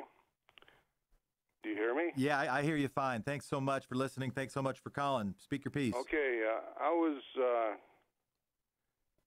in the interest of being liberated by the Internet, I would advise people to visit the CIA website, the World Factbook, and investigate how poorly we're doing it in the area of healthcare. Infant mortality, we're something like 57th in the world from the good end of the spectrum. In maternal mortality, we're something like 48th in the world from the good end of the spectrum. And life expectancy at birth, we're something like 42nd. And then you look at Israel, who is right around 12 or 16. And we give them something like $3 to $5 billion a year, and they pay half as much into health care as we do, but they perform far better than we do. And yeah, Jerry, I hear what you're saying, and and it's a theme we've talked about. As one of the things that I think is getting missed as we talk about the big misses today is, in fact, what's happening with wealth disparities. And the Richard Wilkinson set of studies on what happens to countries when they see larger gaps between rich and poor is, in fact, things like worsened health results. That's partly about healthcare delivery. It's some about public health, whether or not people are getting diabetes and drinking lots of soda and smoking lots of cigarettes, and public health ends up having a larger impact on health than sick care, than health care.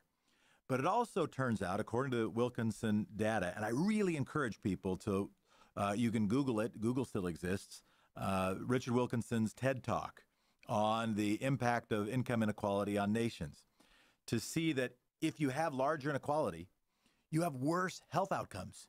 Irrespective of health care policy, you have worse health outcomes in terms of mortality, as you said, in terms of life expectancy, in terms of stress rates, in terms of alcoholism rates, that each of those things seems elastic relative to wealth and income inequality. I want to go to Michelle. Michelle, you want to say something about net neutrality? Yeah, I've already experienced We'll be right back with you. I'm sorry. I should have taken your call after the break, Michelle. You listen to Thom Hartmann Show. I'm Jeff.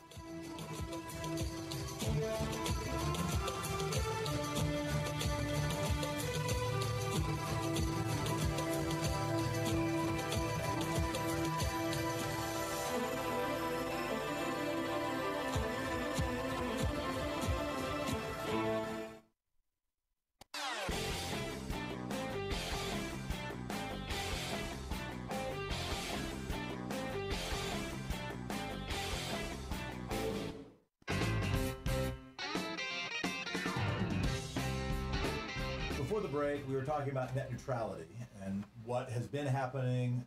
Monday was its official last day.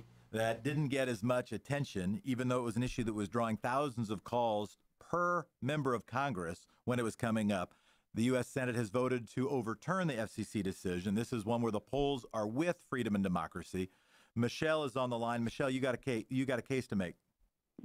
Yeah, I've experienced an unneutral net already in the United States. It was about 4 years ago, before the first round of net neutrality rules went in. I was visiting family members, and because their internet provider is also their cable provider, and they didn't carry Viacom, Yeah. I could not access anything that was a Viacom website, meaning like Comedy Central's. I couldn't access Comedy Central, MTV, anything, because their carrier did not have Viacom stations. Yeah, for me, it was that the cable company in my town was the exclusive provider of Blazer games, and if I wanted to watch, I'm a sports fan for that. I apologize, maybe as I pay attention to Bread and Circus as Democracy Dies. But yeah, same deal. That monopolies over content end up being exacerbated in this context. How does your family feel about it? Do you have a cross-partisan family? Do most of you kind of vote together? And how does this issue play out? Well, most of us vote together, and see, the problem is that I had a different cable provider because I was visiting this family member, and I was trying to log in through my legal way of logging in. Yeah. And I was still blocked.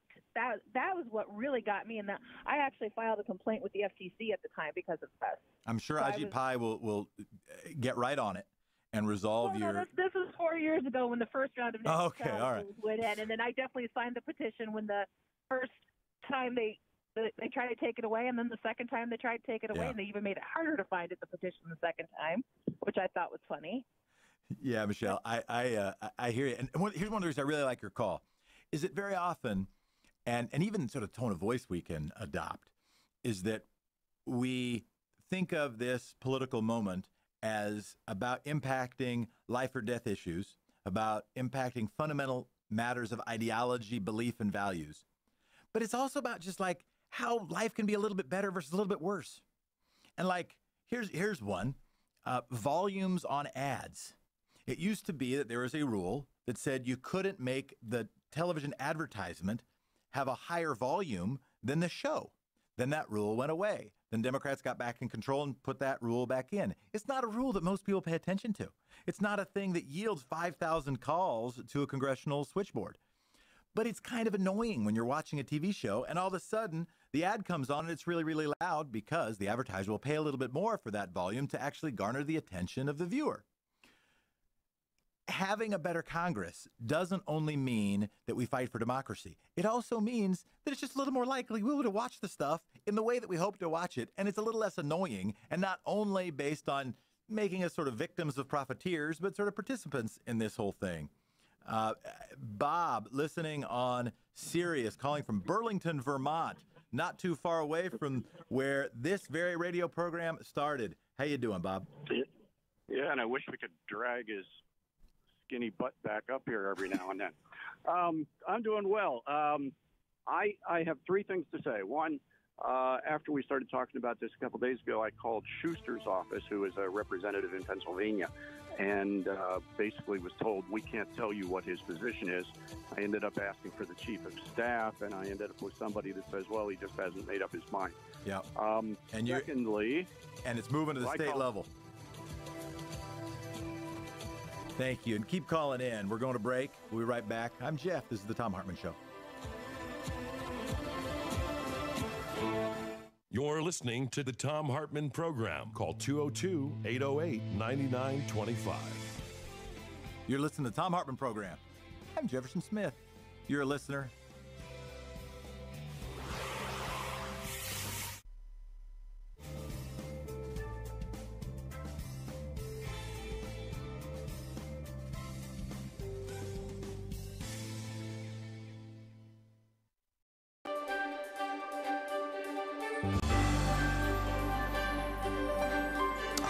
You know, today, the gravity of what happened in Korea is beginning to sink in, and we're all figuring out that that Trump basically gave away a bunch of stuff to Kim and elevated him from international pariah status to, equal to the President of the United States diplomat status, which is pretty bizarre. And the question that we're asking in today's program, or at least the first hour, is why? Why would Trump do that? This is something China wants and Russia wants, but it's not in the interest of the United States. Why would he do this the way he did it? I mean, having peace obviously is in the interest of the United States, but this goes way beyond that. So why? you're not hearing that on any of the corporate media. I mean, Rachel Maddow on her program last night asked that question a couple of times, but never tried to answer it and never dug into it. And that one show was it, as far as I could tell from everything I saw on other networks. Although I didn't watch all of them all the time or anything like that. I think, here and Amy Goodman and others here on Free Speech TV, we're trying to answer that question.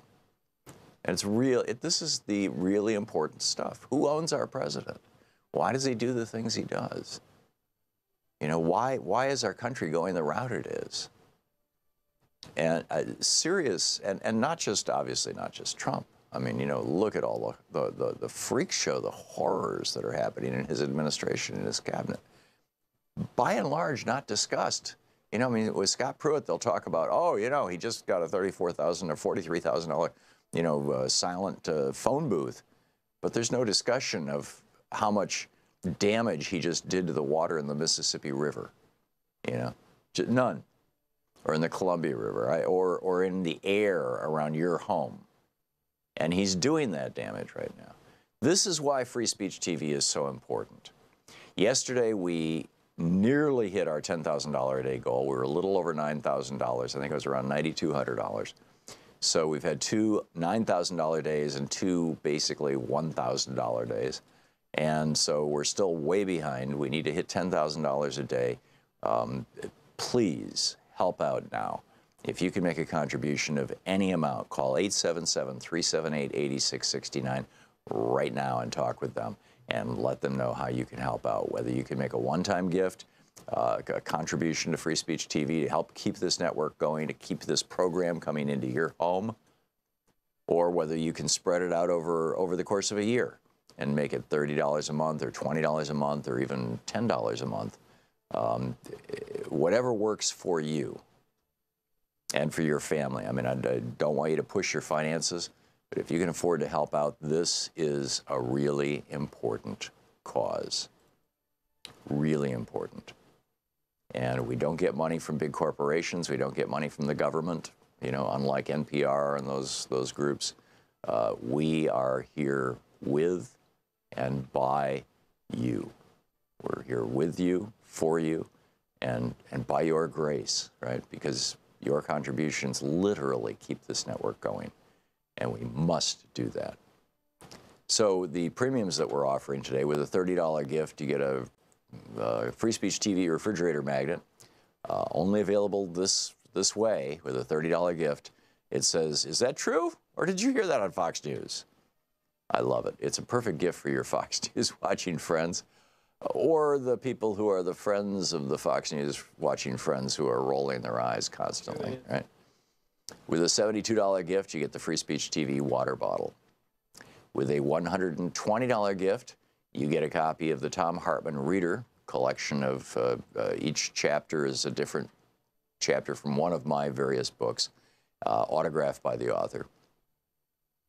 With a $240 gift, you get Howard Zinn's People's History book and a DVD of the People's History of the United States, Howard Zinn, the great Howard Zinn, plus the Reverend William Barber's new book, The Third Reconstruction, which is brilliant.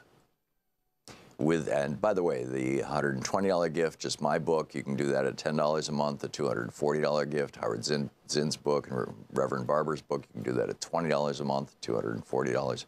For $30 a month or $360, you get all the books and the DVD. My book, Howard Zinn's book, the Reverend Barber's book, and the DVD of People's History. That's with a $30 a month gift or a $360 gift. And with a $480 gift or $40 a month for a year, you get what we call the Everything Kit. And that is the Did You Hear It on Fox News magnet, the water bottle, my book, Reverend Barber's book, Howard Zinn's book, the DVD, all that stuff, everything, $480 or $40 a month. And with a $1,000 gift, come to Portland, and I'll take you to lunch, and we can have a nice conversation, spend about an hour together and hang out. So those are the premiums, but the really important thing is you're getting content here, you're getting news here, you're getting information here on Free Speech TV that you simply don't get anywhere else. And we have to keep this network going. and we need your help to do it. Your help. So please call 877-378-8669 right now. Thank you so much. Want to connect with the show online? You can find the Thom Hartmann Program on Facebook, Twitter, and Instagram.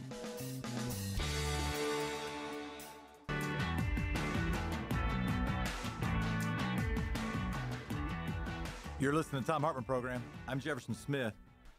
The question in what I agree is a historic week is what are we missing as we write a first draft or discuss a first draft of history? The Brennan Center has been making the case on the Twitters that this is the time to bring democracy to the forefront. And it's hard for me to think of something I could agree with more.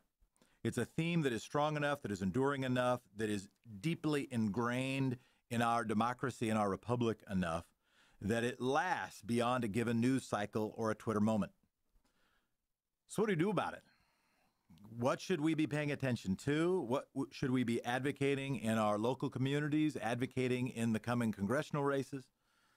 Joining us is Catherine Terser. She's the executive director of Common Cause in Ohio. That's one of the 50 states in these United States, and a pretty important one. Catherine Terser, thanks for joining us. How you doing? What is, Catherine Terser, what is the current fight in Ohio? So, democracy is all about making sure that our voices are heard and that we're, as much as possible, everyone who's an eligible voter participates in elections and that they have an opportunity to have their voices heard. And so one of the things that happened this week is the Supreme Court weighed in on whether our Secretary of State, a guy named John Husted, whether he was removing folks from the voter rolls appropriately or inappropriately. And the majority decided that, in fact, he was following the National Voter Rights Registrations Act, that he was, in fact, following, was constitutional for him to remove people more frequently than other states have been doing. And one of the things we know is that the rules about voter registration and the paperwork make a tremendous difference. And, that whole thing of voting is a right, and yet we live in a use it or lose it state where you lose your voter registration if you don't participate frequently. So who drops out? Was it a 6-year interval after the last election? Who gets scrubbed from the rolls in Ohio? So it's a 6-year interval. So we're talking about both local and federal elections. And what happens is, people, we all, like many of us that think a lot about democracy, we want folks to participate every single election. But there are lots of different reasons that people tune out for a period of time, and then they want to come back to an election. And so we're talking about a period of 3 federal elections or a period of 6 years before you would be stripped from the voter roll. So who is that impacting more? And as I pile on a double question, why do we care? If these people cared so much, why do they not vote? So I think that as we look at who's removed, you're talking about people who are generally living more hand to mouth, folks that are living in more marginalized communities, and folks that just, are incredibly, incredibly busy. Now, one of the things that we talk about is voting as a right, and then there's the voting as a privilege. And I think for many of us, we think, well, I'm sorry, but you literally missed, major elections. Why should you still be on the voter rolls? Until you start to realize it's not like using a driver's license where, you need to check in regularly and you need to make sure you've got insurance and all those kinds of things. This is actually a right. Yeah, it's not it's not like you've lost the proficiency. It's not like your eyesight may have changed or your height and weight may have changed or your insurance status might have changed or you might not be any more a capable driver. You're still living in the United States and a citizen. If you still are, you're allowed to vote. And it's terrible to think about paperwork getting in the way of somebody exercising their right to vote. And one of the things that we know is the states that make it easy to register, that make it so that your registration basically follows you if you move, and all of those different ways that we can better engage people in the process, in those states, more people vote. So you have, like, a good example would be Minnesota, where, in fact, people regularly, it's 70%, rather than the states that have more restrictive rules, which are closer to 50%. Can you, okay, Catherine Terser from Common Cause, I want to pitch to you a study, okay? I want to make the case because I want to prove the following sentence. I want data to support the following sentence, and that is that democracy works better when more people do it, okay? Rather than democracy works better if we make it elite, if we have poll taxes, if we have paperwork, if we have hurdles, but instead, if we have a big funnel that gets in as many people as possible, that it makes us smarter and it makes those people better. Now, bear with me for a moment, and then I'm hoping that your answer to my question will be yes, you'd be glad to help Common Cause commission this study. Okay, bear with me. Thank you for being here, and thank you for your patience. All right. So when I'd go around and talk at colleges, and I remember being in Southern California, where I think I was in Pomona, and I would go there every year, and I would have the same kid have the same debate with me each time I went down for 2 or 3 years running, until I think he graduated, and it was, well, why do we want more people to vote? The dum-dums are dum-dums. We don't want the dum-dums voting. It's better to cull the dum-dums out of the democracy because the democracy work better. Here is my hypothesis. It is not a theory because I don't have yet data to support it, which is why I need you. My hypothesis is that it doesn't work that way, it works the other way around. That when a person starts participating, they understand democracy better. That rather than having the test first and then letting people vote, instead have them vote. Have them receive a voter's pamphlet in the mail. Have them pay attention to that name that they, vaguely remember, sort of checking and say, oh, yeah, I remember that. That's the city councilor. They're now my city councilor. And they start paying a little bit more attention. I think that the causal direction is in the direction in favor of voter access. I think we should do a study, somehow controlled experiment, to demonstrate that people, after they vote the first time, know more after they vote the first time. Would you please help get that done the next 6 months? Thank you very much, Catherine Terser. So it's an interesting thing because I firmly believe that we are better off when our elections actually reflect our community. And how do we hold elected officials accountable, and all of the different things that we want out of elections, how does that work unless you actually have elections that are reflective of the community, not the money in politics, not a variety of different things? It is interesting to think about, like, if in fact you get people to the water, so to speak, with the election, what you're saying is you get them to the water and then they're going to drink and they're going to get to, know that pond.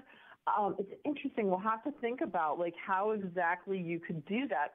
My kind of first thought had to do with, like, you could do something that looks at, like, once people get into a habit of voting, do they keep that up? And then we could do, like, a little sampling to see, like, you're somebody who didn't participate in the local elections, meaning the ones that are in odd numbered years, but now you do. What was the change? And do a little sampling to talk to people about that. Because I would guarantee it.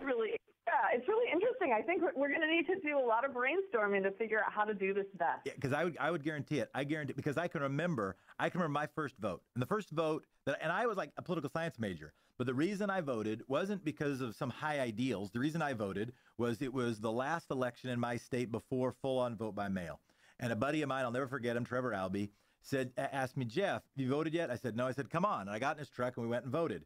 And I wasn't trying to avoid voting. I wasn't opposed to voting. I just didn't have the habit yet. And one of the reasons I became a democracy advocate is recognizing that this usually is not a moral or immoral choice. It has more to do with habits. You said paperwork. It's not somebody's like, oh, I'm against this stuff. I don't do paperwork. It's just the more hassles you put in the way, the fewer people are going to do it. What I think morally is at stake in a democracy is that when we see voter turnout going up, it's when stuff is more important. So one could imagine fewer people participating during a period of time when things are going okay. But then when there's really something that they need to engage in, that's when we want them to have a chance to engage. Of course, we'd love them to engage the whole way along, but we don't want to exclude them during those very most important times when we have to, as a society, come together and figure out how, in fact, we're stronger together than we are apart. At that very moment, it's more important. Just like early voter registration deadlines, at the very moment people are starting to pay attention because things are really important, that is exactly the wrong time to exclude them. And I just know it. After I cast that first ballot, I then knew a few names of the people in Eugene, Oregon who ran things and were elected to stuff. And had I not done that, I wouldn't have ever paid attention to their names. what should I be asking you? What do you want to talk about before they kick us off the air? Oh, so, one of the things you might want to talk about is Ohio recently had a victory after many years. We passed, as a state, on May 8th, which is the day of our primary, we passed congressional redistricting reform. And all over the country, we're having conversations about something else that makes our elections much less meaningful, reduces competition, and basically rigs election, and that's gerrymandering. That you draw those crazy district lines, and in fact you can from that predict the results because you create these Democratic districts and Republican districts, and people are not participating in meaningful elections. So in 2015 we passed state legislative redistricting reform, and we just passed congressional redistricting reform. And, we should be, just in the next, week, possibly two, we'll hear from the U.S. Supreme Court about whether, in fact, redistricting, gerrymandering, the thing where they're manipulating those district lines, whether, in fact, it is unconstitutional. And I am very hopeful that they will determine that's the case. And it could mean a difference all over the country. Catherine, before we go, again, talking to Catherine Terser from Common Cause, as a last word, I make the argument that democracy is the argument. How do you get people to care about it?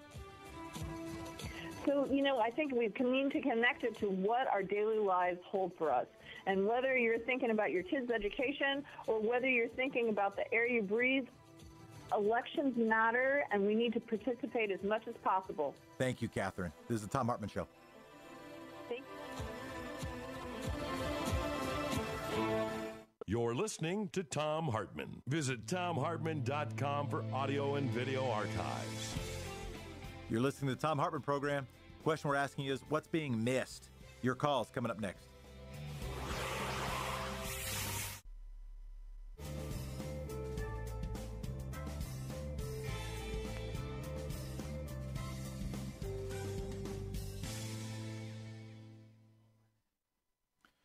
We're back with you on video. You're listeners. You're also watchers on Free Speech TV and also YouTube. We've got Basil, might be Basil. What are we missing? Hello. How you doing, man? Very good. I'm a small farmer here in upstate New York in the Finger Lakes. What do you farm? And basically fruits and vegetables. What kind of fruits and vegetables? Raspberries. All right. Right now, strawberries are coming in. How do you feel about the raspberry, where they put the blueberry inside the raspberry? Do you have a view on that? I'm not into all the crazy. I like the old school stuff. All right, good. All right, you're a farmer. Anyway, keep going. I've been doing this for about 10 years now, and I worked for 20 years in an environmental field, and it just seems crazy to me. I've actually been documenting the weather here for the last 10 years, and there's been extremes, 1,000-year extremes in the last 10 years. And you have droughts. I mean, there was times when I've never had the water, and I'm being off-grid. I also have to use rainwater and ponds. And if we run out of habitat to feed the 7 billion people on this planet, it's going to be a disaster. And that is, as far as I'm concerned, the biggest issue in the world for humanity. I just saw on, actually it was a Fox News report, that I think it was the city of Berkeley held a vote to proclaim the climate catastrophe and called for a reaction similar to the reaction of mobilization in World War II. Now, Fox News promoted it because they want to say, oh, look at these Berkeley weirdos. Only Berkeley weirdos would care about climate change. What you're saying is that, no, people who grow raspberries, and maybe people want to eat raspberries, whether or not they want blueberries inside them, also ought to care about climate change. Well, I mean, if you can't grow food, people don't eat. And Soylent. We'll just all eat Soylent. And crickets. You can grow crickets easy and eat a whole bunch of crickets like toasted. Yeah, but none of these things are being done. All right. What I'm saying is that it's not urgent enough that everything has to be put into it. There's everybody in this country, I mean, 90% of the food that is put on the table in the United States comes from California.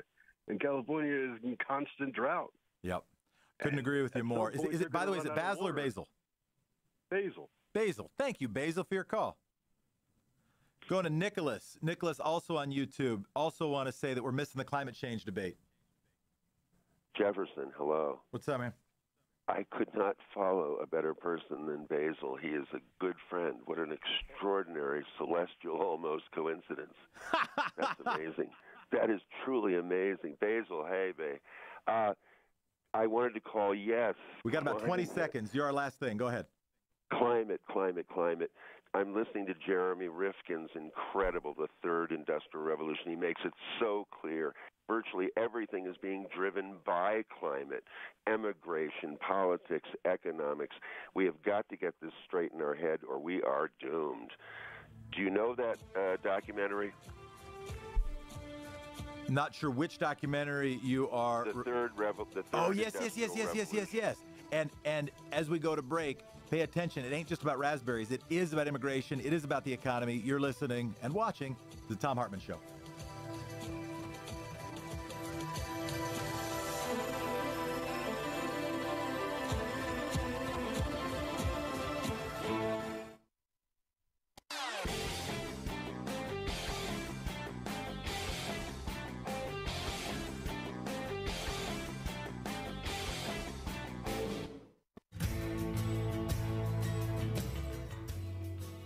We're back with the Thom Hartmann Program. I'm Jefferson Smith.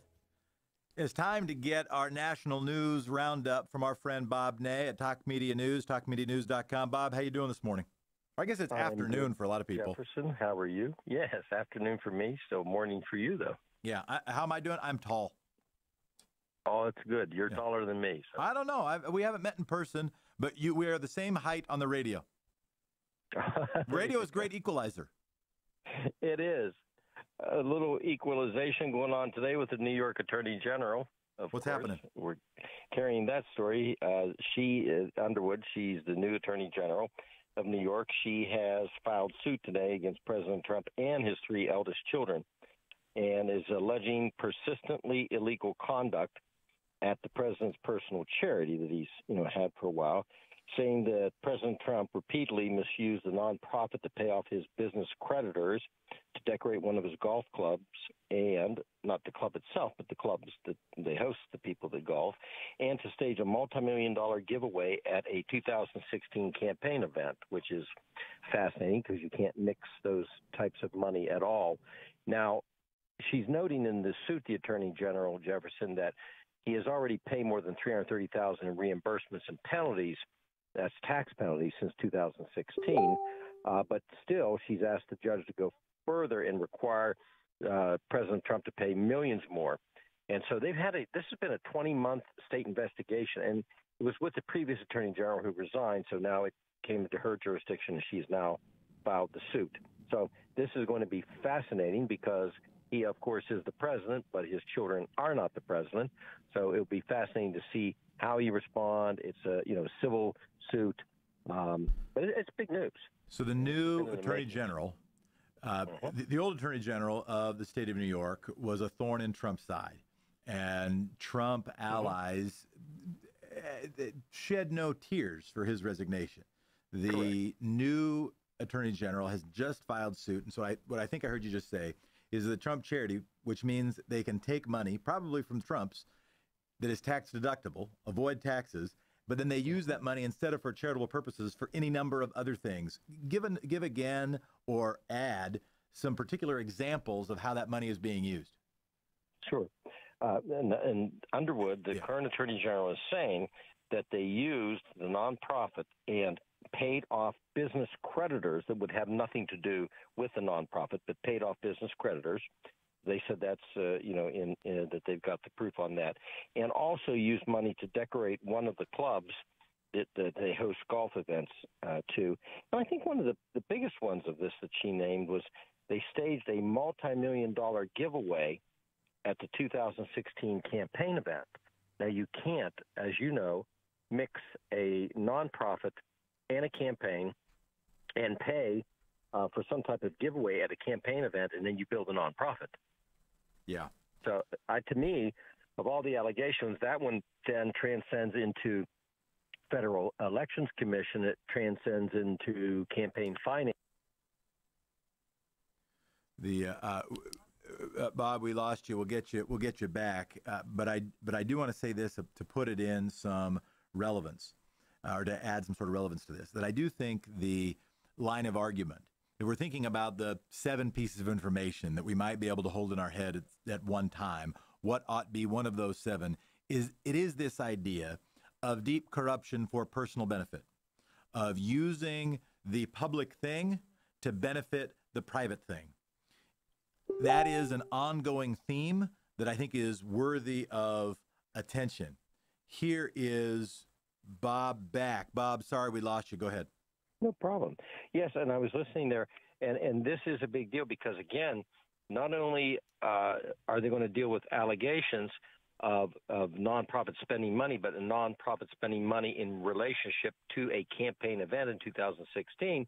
And I don't have the figures. I tried to get it before the show, but they are saying a multi-million-dollar giveaway at the campaign event, which was an assumption of how this reads. It was paid for by the nonprofit. If that's a matter of New York law, because if you file your charity, it has implications for state tax laws. But right, if correct. if that money is being used for an election, that is also an issue of federal law. I should know the answer to this question. What is the ability of the state attorney general to make federal claims, or is it more likely the relevance of any federal claim would come out using the attorney general's subpoena power, try to get the president or other members, sort of confederates of Donald Trump, to answer questions to find out about that then could be used by the FBI or somebody else to get to the bottom of a federal claim? Or is it just going to be about state claims? No, this one's an easy one to answer. And by the way, it's a great question, Jefferson. Just the fact of this appearing and a notation made to the Federal Elections Commission that this is what occurred in itself is enough to begin the whole process at the Fed level with the Elections Commission. Then they decide whether to turn it over to the U.S. Attorney General or directly find the family or pass it on back to the nonprofit or to the campaign account. So this is an automatic. Once, in fact, they'll be reading this today. But once some type of paperwork is filed, it becomes automatic from the Fed. Nothing further has to happen. And I'm reminded in part because the guy has a similar name to me. His name is Jeff Smith. He's from Missouri. He went to federal prison, I think, for 2 years for having a conversation with somebody who was running an independent expenditure campaign. And that conversation, it wasn't like a sea of meetings. It was, I believe they had evidence of one conversation with this independent expenditure campaign, and that made him go to prison for election law violations. Election law violations can have teeth. Yes. Yes, they can. And one great way to get in trouble is to mix campaign event, paid for personal. Plenty of people went to prison for that. And you add in a nonprofit. Now you've got an IRS problem. Now you have Federal Elections Commission problem. If it was used for a campaign event, the campaign has a problem. Do people who don't profess fealty, I wonder, and I want to say thanks to Bob Ney for joining us. It's good to talk to you, Bob. I wonder if we sometimes have false hope that somehow some legal process will save us. Ultimately, I think accountability will need to be at the ballot box. You are listening to and watching the Thom Hartmann Program. I'm Jeff.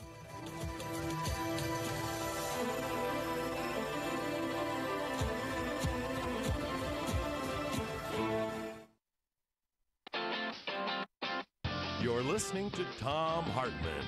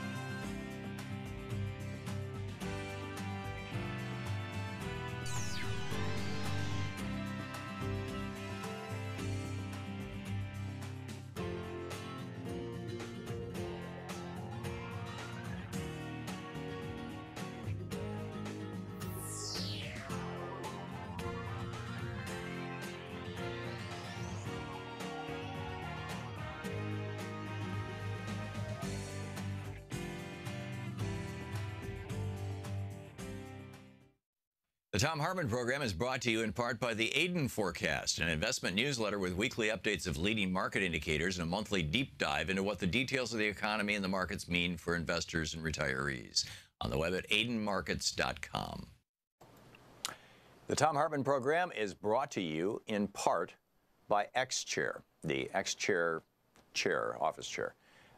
xchairthom.com is the website, xchairthom.com. Hartmann Program is brought to you in part by Super Beets.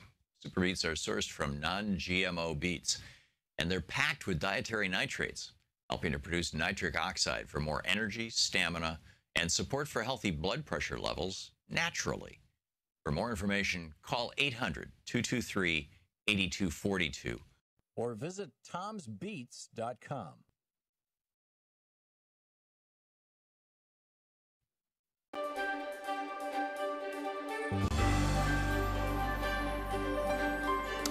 You know, today, the gravity of what happened in Korea is beginning to sink in, and we're all figuring out that that Trump basically gave away a bunch of stuff to Kim and elevated him from international pariah status to, equal to the President of the United States diplomat status, which is pretty bizarre.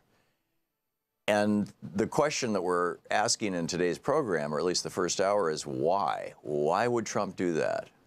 This is something China wants and Russia wants, but it's not in the interest of the United States. Why would he do this the way he did it? I mean, having peace obviously is in the interest of the United States, but this goes way beyond that. So why? You're not hearing that on any of the corporate media. I mean, Rachel Maddow on her program last night asked that question a couple of times, but never tried to answer it and never dug into it. And that one show was it, as far as I could tell from everything I saw on other networks. Although I didn't watch all of them all the time or anything like that. I think, here and Amy Goodman and others here on Free Speech TV, we're trying to answer that question. And it's real. This is the really important stuff. Who owns our president? Why does he do the things he does? Why is our country going the route it is? And serious, and not just, obviously, not just Trump. I mean, look at all the freak show, the horrors that are happening in his administration, in his cabinet. By and large, not discussed. With Scott Pruitt, they'll talk about, he just got a $34,000 or $43,000, silent phone booth. But there's no discussion of how much damage he just did to the water in the Mississippi River. None. Or in the Columbia River, or in the air around your home. And he's doing that damage right now. This is why Free Speech TV is so important. Yesterday, we nearly hit our $10,000 a day goal. We were a little over $9,000. I think it was around $9,200. So we've had two $9,000 days and two basically $1,000 days. And so we're still way behind. We need to hit $10,000 a day. Please help out now. If you can make a contribution of any amount, call 877-378-8669 right now and talk with them and let them know how you can help out, whether you can make a one-time gift, a contribution to Free Speech TV to help keep this network going, to keep this program coming into your home, or whether you can spread it out over the course of a year and make it $30 a month or $20 a month or even $10 a month.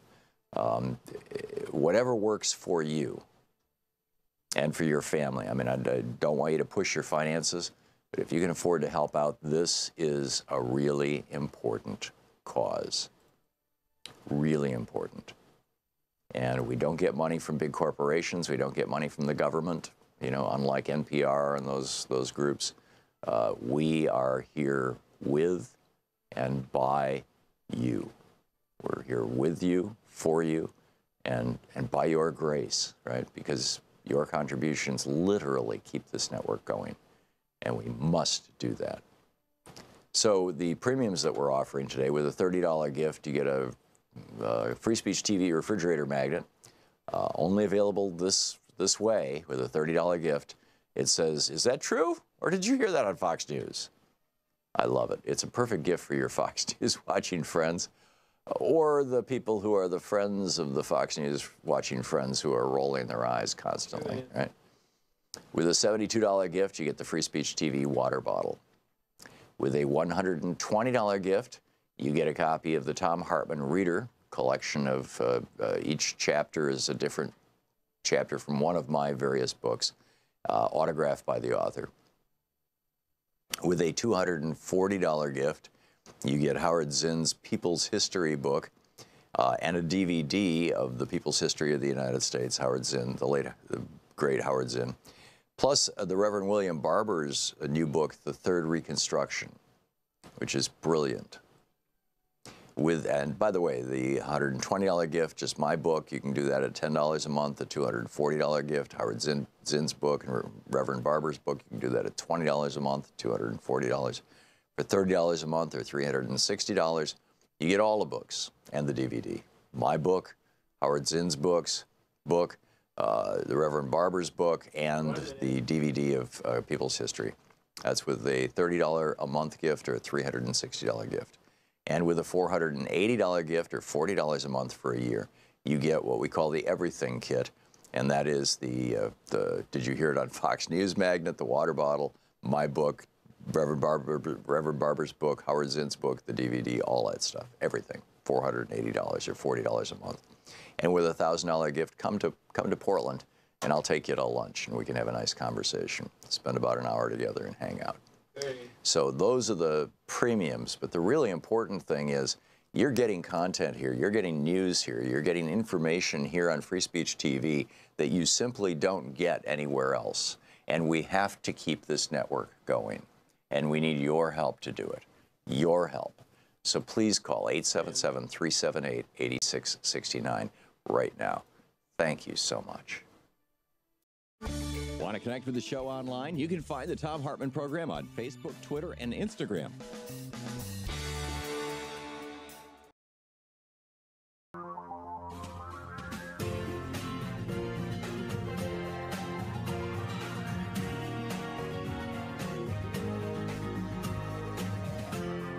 This is the Thom Hartmann Program. Democracy.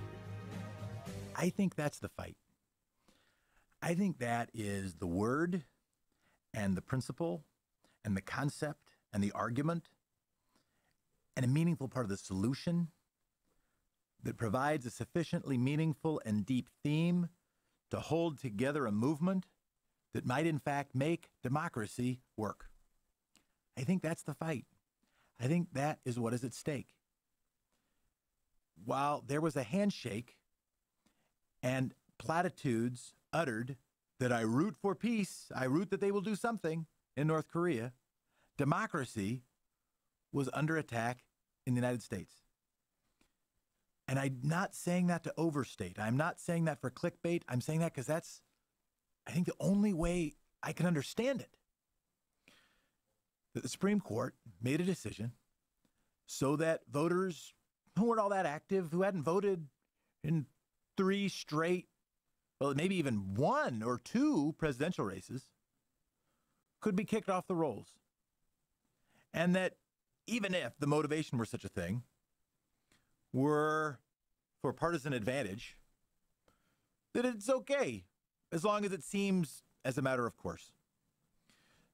The person in the country who has probably done more writing on this topic to help build the rhetorical architecture and the story and the understanding about the battle for democracy is Ari Berman. You've seen him on TV, you've read his stuff in The Nation, you've read his stuff in Mother Jones, and now you're going to hear him here. Ari Berman, thank you so much for being with us. Are you with us? Arthur? We got Ari? You're not here. All right. Well, we'll get Ari back on the phone. We'll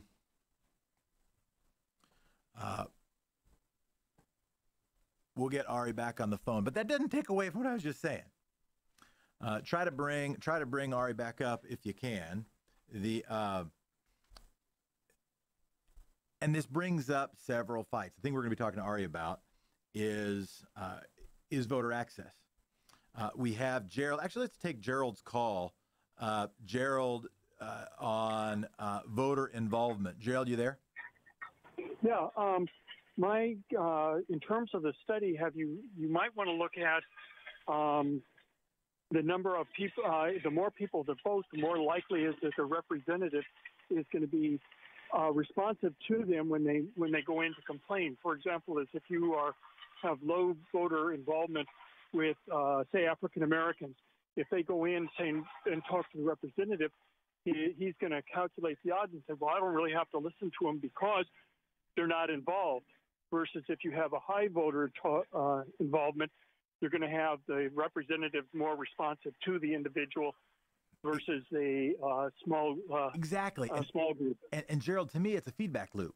To me, the dynamic is that somebody starts dropping out of the system a little bit, doesn't pay as much attention, and so people with power don't interact with them because they don't need their votes. They're not donating. They're not voting as much. They might not be calling into a radio show, so you don't worry about them. And the fact you don't worry about them, the fact that the politician doesn't call them, doesn't send a mail piece to them maybe to keep their mail budget a little bit lower, doesn't communicate about the issues that matter to them, makes that person even more disconnected to the system. And then all of a sudden, it just goes sort of in a spiral, making it worse. Voting, and that's it. Yeah. So you might want to include on your study is how responsive voters are, representatives are in, say, Australia, where they have a high percentage of voting. Yep. Versus United States, where you have the disenfranchisement. Yep. Gerald, thank you so much for your call. I think we now do have Ari Berman. Are you with us? I'm here. Can you hear me? Yes. I gave you this wonderful introduction. I don't know if you heard any of it. No, I heard you. You just couldn't hear me. All right. Well, it's nice to have you Once now. you gave me that introduction, I just didn't have anything more to say. All right. Well, it was good talking to you. Take care. Let's break down again what the Supreme Court decision made quickly. We talked about it half an hour ago a little bit, that the of allowing the state of Ohio to purge voters. But I also then want to ask you, what is at stake? What principles are in this opinion that are going to matter for future decisions that governors, legislatures, right-wing operatives, anti-democracy operatives are up to? So what the Supreme Court was considering was whether you could purge infrequent voters from the rolls. So the way it worked in Ohio was that if you missed an election, they sent you a mailer that basically asked you to confirm your registration. If you didn't respond to that mailer and you didn't vote for 2 more elections, you were then removed from the voter rolls without any notice. So one of the key plaintiffs in the case was a guy who voted in 2008, didn't vote for a few more elections, and then showed up to vote in 2015 for a local referendum and found that he was no longer on the voter rolls, even though he hadn't moved or done anything else that would have rendered him ineligible to vote. And so the worrisome thing here is that this is basically making the vote a use it or lose it right. And if for some reason, any number of reasons, you decide not to vote in a few elections, you then might not be able to vote in future elections, which is really not how we think of voting in this country. And so I think there's sort of a technical issue over, infrequent voters and how they get purged from the rolls. But there's a much larger issue over how we think about the right to vote. And I think my big concern here is that this is going to just open the door to much larger voter purging by states, because Ohio was a state that had purged 2 million people from the rolls, more than any other state since 2011. And one study found that African American voters in the 3 largest counties in the state were purged at twice the rate of whites. And so this wasn't just the purging of infrequent voters. People were purged for other reasons as well. And I think we've already seen Republican officials around the country say that they're going to use this decision as an excuse to try to do more aggressive voter purging. Which has been one of the big moves. I mean, one of the things that Tom has been talking about is democracy in chains, is the move by large property since Brown versus Board of Education, since even back to the Civil War, to try to sort of a Southern strategy. And I don't mean that in the Nixon way. I don't mean like trying to get Southerners to vote for you. I mean the South trying to figure out how it could make non-majoritarian policies enacted in a place that has people voting for things. And you have to shape not only the districts, you also got to shape who gets a chance to vote. You do it with poll tax, you do it with purging them out of the elections. 2 million people in Ohio. Ohio, as I recall, is a relatively close state electorally when it comes to presidential races. It is, absolutely. We've seen so many close races there. And I think the thing that's noteworthy about voter purges was, back in the Jim Crow era when many African Americans were unable to vote, first the thing they did was make it as hard as possible to register to vote. But even if you were able to register, they made it very difficult to stay on the voter registration rolls. So voter purges were one tactic that was used to try to maintain a white supremacy. And if you look at going forward more recently, one of the things that the National Voter Registration Act of 1993, which was passed after the Voting Rights Act of 1965, one of the things that the National Voter Registration Act said was that there have to be some policies in there both to make it easy to register to vote, but also make sure that you're not kicked off the voter rolls, because there was a problem where a lot of states would make you re-register all the time, for example, which is very burdensome. They make it difficult to register in the first place. And if you have a situation like in Ohio, if you're not notified that you're purged from the voter rolls, you're going to show up. You're not going to be on the list, and your vote's not going to count. And you're only going to be able to register for future elections unless your state has same-day registration, which 15 states have, but Ohio does not. And so we're facing a situation here. If Ohio decides to do large-scale voter purging, that could affect a lot of people. And I imagine there are people out there that didn't vote in previous elections but want to vote because of Trump, that have become politically engaged because of Trump. And they're the very people that could be purged from the rolls because they haven't voted previously, or they voted once a long time ago and they didn't vote for a few elections. Now they want to vote because Trump got them politically active, and they could be purged from the voter roll. So I think we used to understand that there had to be some reason why you were purged.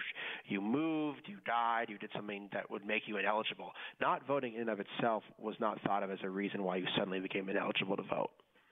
Yeah, and so as we think about the effort to suppress votes, to limit democracy, which has been a core plank of ALEC, a core plank of really the Virginia School, a core plank of the sort of red wall that has helped prop up and protect this current president and George W. Bush and this current Congress and Newt Gingrich, has been to erode people's access to the ballot.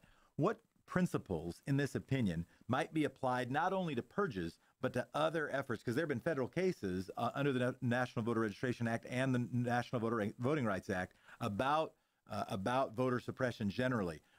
Once the Supreme Court has written something, people can quote it. Any quotes you're concerned about in this opinion? Well, I'm just concerned about the fact that the National Voter Registration Act pretty clearly said that people can't be purged for not voting. Yeah. And that language that's enough.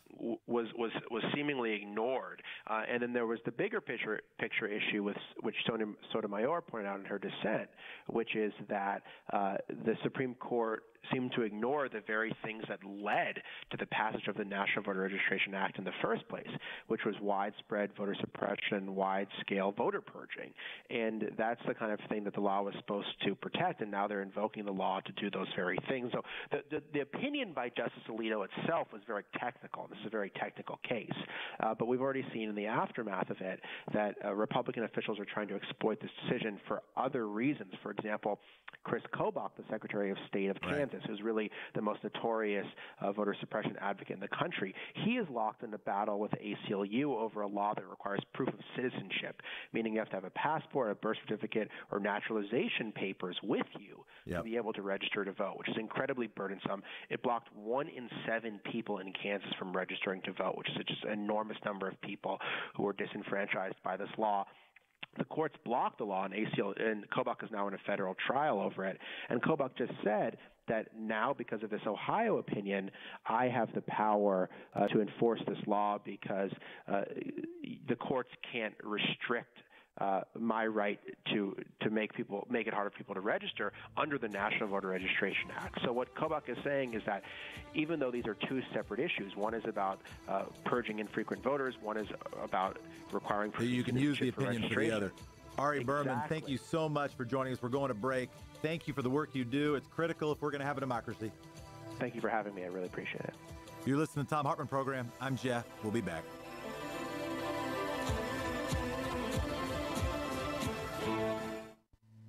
This is the Thom Hartmann Program. This is the Thom Hartmann Program. I'm Jefferson Smith. Thanks to the team here, and thanks to you for listening.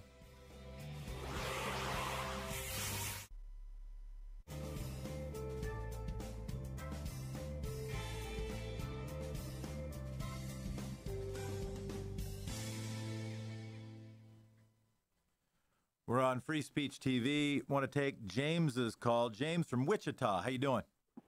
All right. You said what is missing in your community? Yeah. And I think what's missing in the descendant of slaves community is a leader to fight for us to get what we've lost in terms of affirmative action to white women and to Indians and other minority groups. I think it's been lost the fact that when I think I told the screener earlier, I think the census is a great thing to find out where you come from and who you are in terms of, are you a descendant of a slave? Are you a person who comes from Africa? Because Yale and Harvard will take the studies and sit there and say, hey, we have black people here. We have black people here at our school, so I don't know what you guys are talking about. But in turn, they're not descendants of slaves.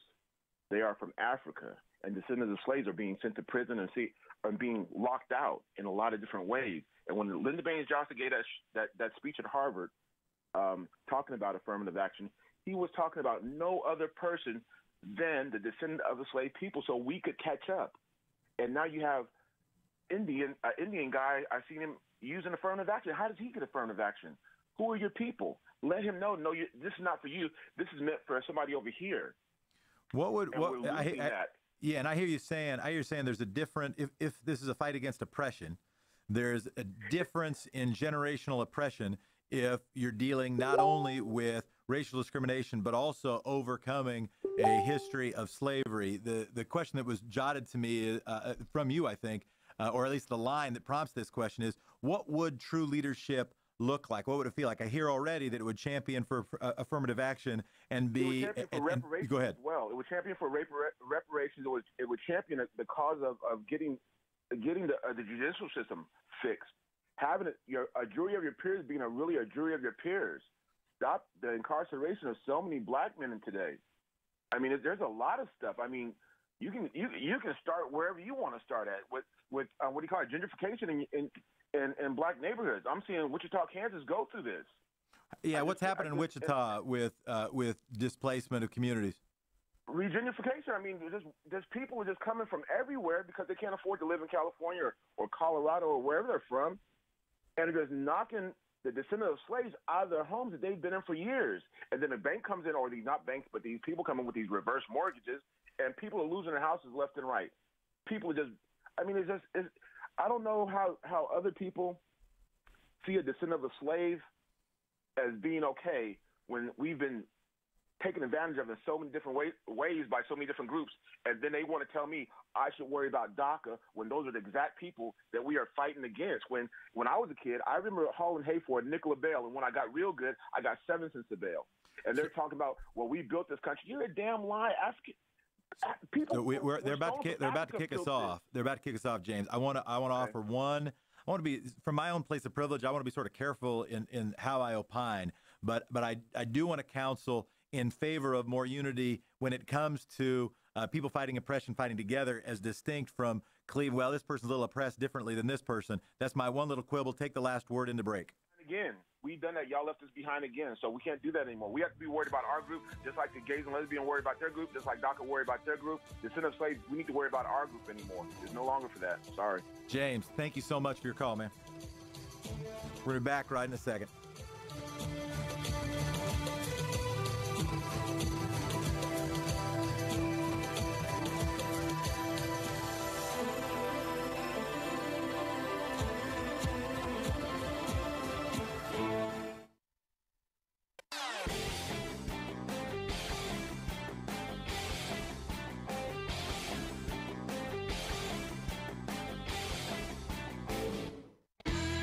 James still with us? Arthur?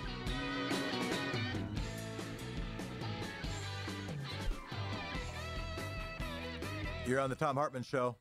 We're talking democracy. Appreciated the calls that have come in. Because I realize when we do this, you're like part of the show.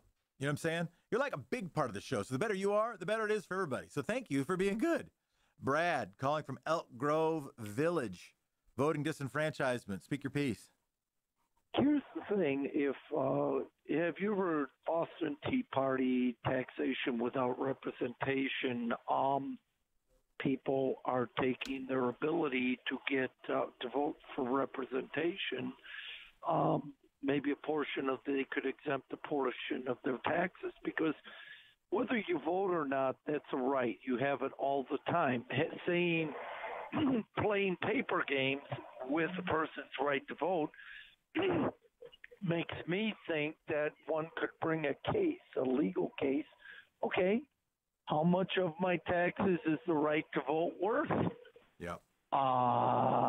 And how much can I keep for myself now that this right has been taken away? Yep. And the argument that the teabag, and I hesitate to give them the Tea Party. They called themselves when they started the teabaggers, and then when they realized that was it could be interpreted as a lewd reference, they convinced everybody to call them the Tea Party. And I'm not as ready to cede the sort of rhetorical heritage of pro-democracy movements in favor of people who are trying to erode democracy. And whereas they were making the case that taxation without representation was about taxation, I make the case that it was about representation. Marvin, you want to talk about that we're missing property, democracy, and corruption, calling from Skokie. Yes, thank you. I like that distinction you made between democracy and property, and I'd like to go back to basics on it. That is why probably we should be better educated in the debate between James Buchanan and John Calhoun. I don't know, but I see democracy arising from the idea that a human life has value, and that people should be regarded as priceless.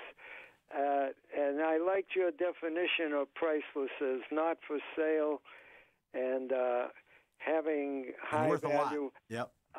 Yeah, worth a lot. And I would say once we start to see people as deep and complex and highly valuable, everything will follow from that. Other priorities will straighten out. For example, property. If you think about that, that means material, and the choice is between materialism and individuality. That is, a group of people take part in democracy. Exactly. And if we take, as we go to break in just a moment, thank you so much for your call, that if we take the understanding that is becoming, I think, more obvious now in the rise of robotics, that this is also a fight for humanity. Not in an era of money and purpose, we are on the side of, an era of money and robots, we are on the side of humanity and purpose. Democracy is necessary for that. We'll be back. Thank you for your calls. We'll be grabbing some more here on the Thom Hartmann Show. I'm Jeff.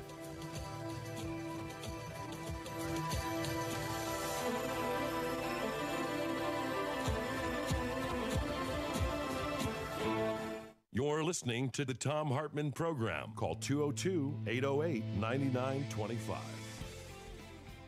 You're listening to the Thom Hartmann Program. Call in at 202-808-9925.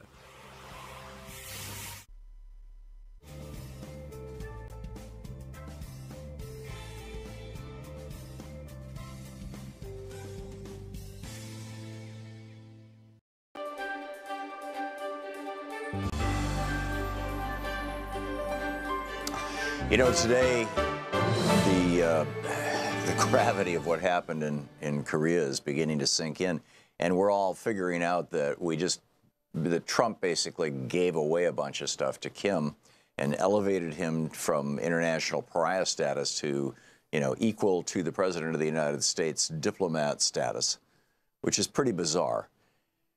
And the question that we're asking in today's program, or at least the first hour, is why? Why would Trump do that? This is something China wants and Russia wants, but it's not in the interest of the United States. why would he do this the way he did it? I mean, you know, having peace obviously is in the interest of the United States, but this goes way beyond that. So why? You're not hearing that on any of the corporate media. I mean, you know, Rachel Maddow on her program last night asked that question a couple of times, but never tried to answer it and never dug into it.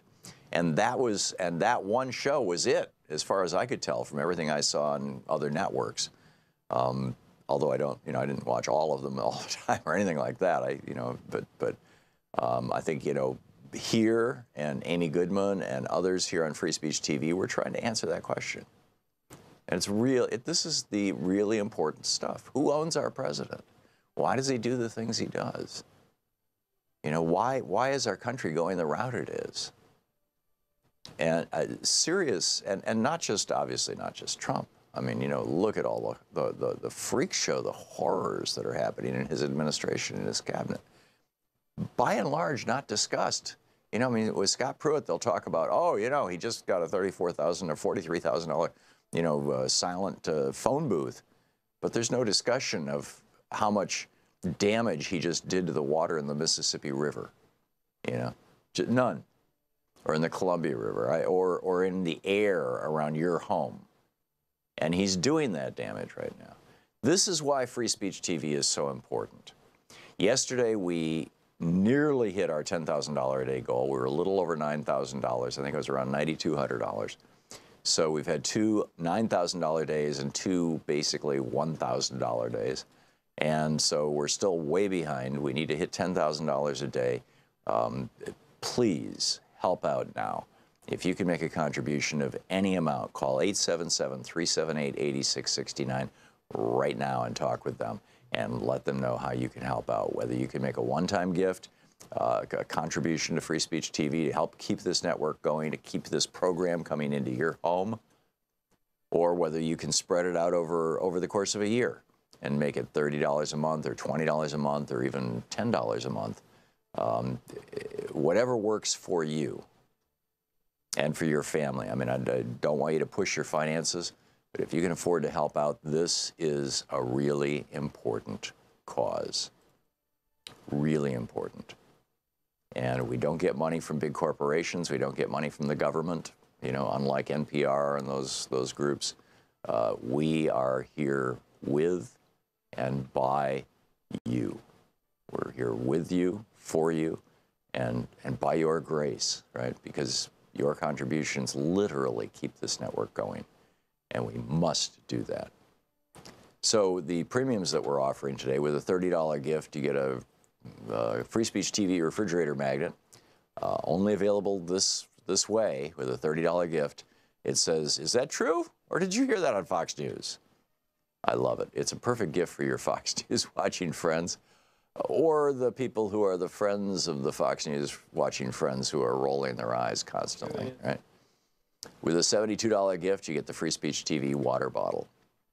With a $120 gift, you get a copy of the Thom Hartmann Reader collection of each chapter is a different chapter from one of my various books, autographed by the author.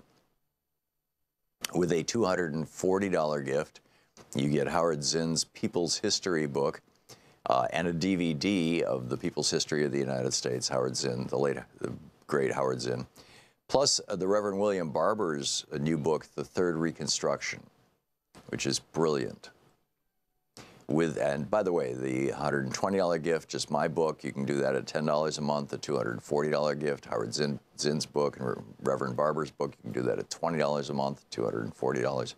For $30 a month or $360, you get all the books and the DVD. My book, Howard Zinn's book, the Reverend Barber's book, and the DVD of People's History. That's with a $30 a month gift or a $360 gift. And with a $480 gift or $40 a month for a year, you get what we call the Everything Kit. And that is the Did You Hear It on Fox News magnet, the water bottle, my book, Reverend Barber's book, Howard Zinn's book, the DVD, all that stuff, everything, $480 or $40 a month. And with a $1,000 gift, come to Portland, and I'll take you to lunch, and we can have a nice conversation, spend about an hour together and hang out. So those are the premiums, but the really important thing is You're getting content here. You're getting news here. You're getting information here on Free Speech TV that you simply don't get anywhere else. And we have to keep this network going. And we need your help to do it. Your help. So please call 877-378-8669 right now. Thank you so much. Want to connect with the show online? You can find the Thom Hartmann Program on Facebook, Twitter, and Instagram.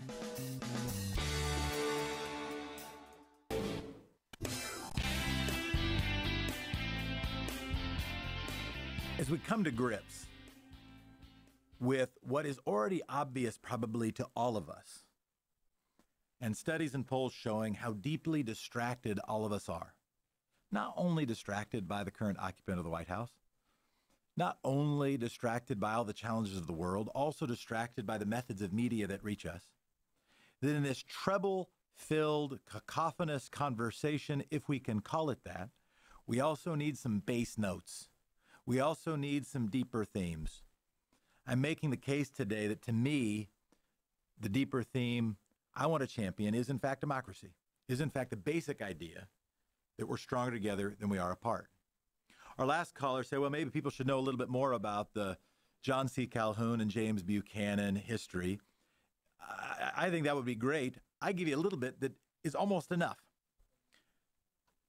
James Buchanan, not the president, the economist, and John C. Calhoun, who you've probably heard of, who was the primary rhetorical advocate, who provided the intellectual underpinning, if you can call it that, for preserving slavery, for making the case of property ownership over humanity, very literally, not as a matter of overstatement. And those arguments then being brought back out in the 1950s by the economist James Buchanan. Helped win him a Nobel Prize when he came up with fancy words for it. And then he made friends with the Koch brothers. This is not some weird, odd conspiracy hypothesis, except to the degree that there were meetings between people that weren't published, and they had a plan to southernify the country in terms of its treatment of the interaction between humanity and democracy and property and ownership. This is not a diatribe against property. There are justifications for property. As I was up last night thinking about having the honor and privilege of communicating with you and hearing from you today, I came up with 4 justifications for property. One is because of God. God made it so. Second, maybe relatedly, because of kings and armies. In that respect, it would be a manifestation of oppression, that the person with the big army calls themselves a king, passes that land, that property, to their kids, probably saying that that happens because of God. The third justification for property is sort of the Lockean, because the human being has their labor mixed into the property, and therefore the property kind of becomes theirs. I don't know exactly that I understand the alchemy involved there, but John Locke seemed to. A fourth is more utilitarian. A fourth is that, well, owning stuff helps make sure we take care of it better. It helps resolve and address the tragedy of the commons. If it's everybody's lawn, who's going to mow it? If it's everybody's air, who's going to make sure it's clean? There are arguments in favor of property. There are also arguments in favor of democracy. And in that tension, if property wins every time, then it becomes more like that second justification because of oppression, because of who's the king and who has the biggest army, not because it somehow benefits everybody. I think that's the fight. What are we missing? What are the base notes? This was a historic week. I think this was a historic week. I don't think this was a historic week because history might be made later with peace in the Korean Peninsula, which I root for. It was a historic week because on Monday, the Supreme Court said, well, if you haven't voted a while, it's okay for you never get to vote again unless you, before the election day, remember that you need to re-register, even though we might not have told you in a way that you understood or in a way that got to your correct address.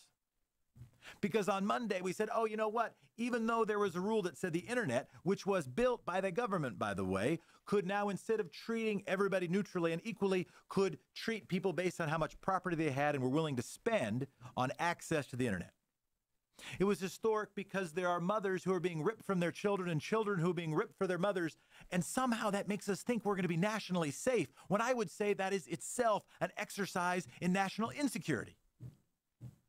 That's all happening this week. It's not only International House of B and a raccoon climbing up a cliff that we called a building, and it's not only what I hope is not a vapid handshake. What else are we missing? What are the other base notes? Let's take your calls. Maine, not from Maine, but from Chicago. How you doing, Maine? Hey, how you doing? Doing good. I got two of your base notes here, like a heartbeat, domestic tranquility and promote the general welfare. That's loved up right there. Now, the capitalists want to privatize everything in order to make a profit, and as they're demanding with their capitalistic ideas, because they say, well, this is a capitalistic society, but this is supposed to be a democratic one too, and we should be also able to demand democratic ideas, small d, that help the people, such as free education, free health care, pay everyone to go back to school, give babies, newborn babies in America, an inheritance of $1,000 or something, and give it to them after they've graduated from the school, after high school, whatever school they go to after high school. This way, we're promoting democracy. We have to demand democracy just as they demand capitalism. And we have to be just as tough and as strong with our democratic small d ideas as they are with their capitalistic ideas. They want to go in and privatize what we consider democratic things for the people. But yet, when you do that, you're going to have those who have and those who don't. So we have to promote the general welfare of the people and domestic tranquility. Promote the general welfare, promote domestic tranquility. That the Maine, I hope that if I had lived, and I've thought about this maybe more than is healthy, I hope that if I lived in Germany in the 1930s, that I would have fought against the governing regime. I hope that if I had lived in the Soviet Union in the post-World War II era, I would have fought against that oppressive regime. That I am still in the tank. I am still an apologist for, and at my best moments, a champion of, our mixture of capitalist democracy.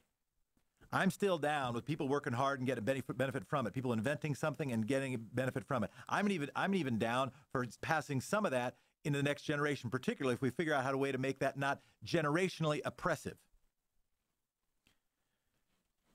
But right now we are so deeply out of balance, that right now we are so deeply on the side of eroding democracy at most of the levels of government and most of the levels of private exercise and private enterprise, that right now the resistance movement, in my judgment, can't be about the rattler on the end of the snake. The resistance can't be about a given occupant of the White House, because there will be another occupant of the White House.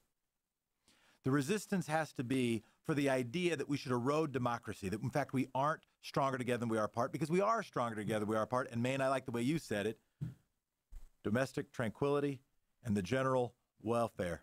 Thank you, Maine. Right. Okay. All right. Go to Joanne. Joanne from Seattle, Hello. Washington. What are we missing? Well, I just wanted to add to the call for unity. I want to encourage all progressives, of which I am one, to not attack Democratic leadership for their criticism of Trump giving away the store for a showpiece, for a showcase. If peace comes of it, that's a good thing, but we are trying to ride this Democratic Party through this very narrow eye of a needle in order to rescue our country. We have to do that. So the Democratic Party is the boat we're on. So we better stick together and not be highly critical of the leadership of find a way to keep together. We will hang together. We'll hang separately. And democracy, and getting through this particular crisis of having another election that works. Joanne, thank you so much. Another call from Christopher in Snellville, Georgia. What's up, Christopher? Hey, how you doing?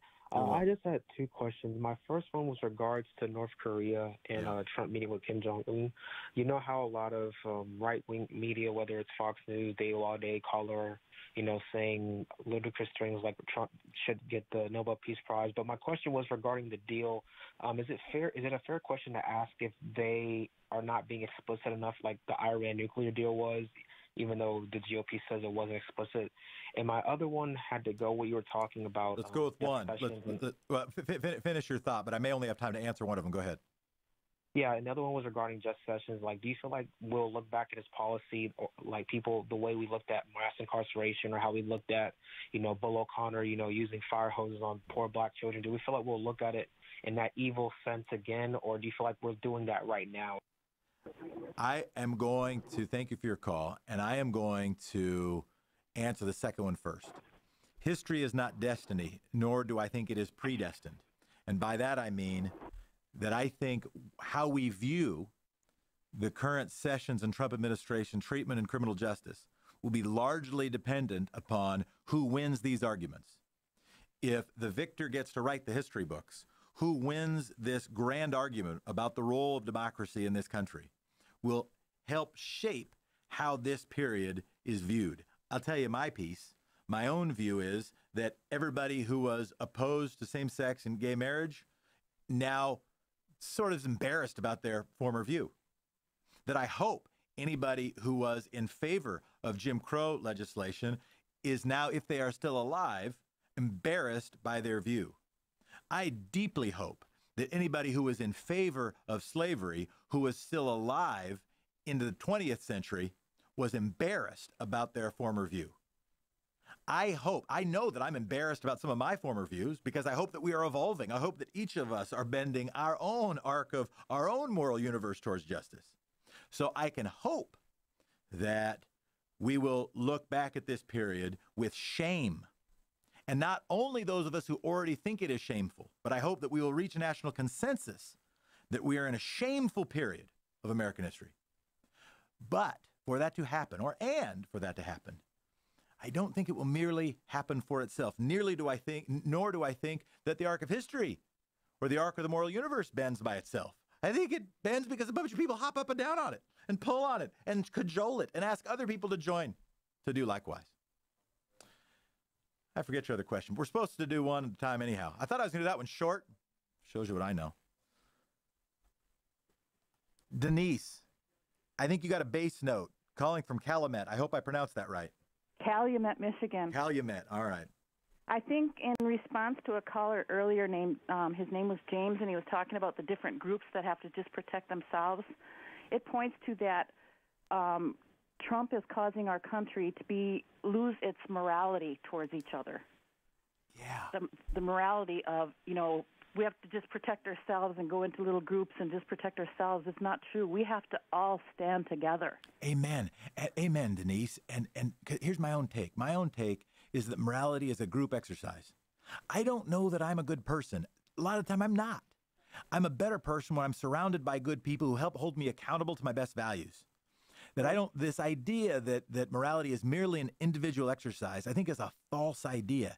And the thing that is so tragically ironic to me is so many of the same political forces that were making the case for a more moral government are now somehow in a state of such significant cognitive dissonance that we are in such an immoral period. And I'm trying not to point the finger at any given political leader, but it seems so obviously so. So I appreciate your call very much. Last word to you. Well, thank you. I just believe that he's tearing down from the State Departments all the way through to the very core of our people. He's tearing everything down. We'll be back in just a second. Thank you, Denise. I'm Jefferson Smith. This is the Thom Hartmann Program, and it's meaningful to be with you.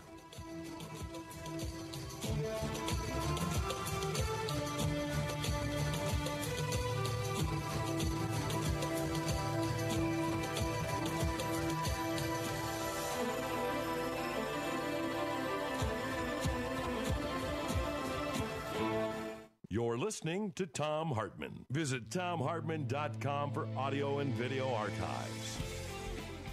I'm Jefferson Smith. This is the Thom Hartmann Program. I'm on Twitter at Jefferson D. Smith. A couple people asked. There's an answer. We'll be back.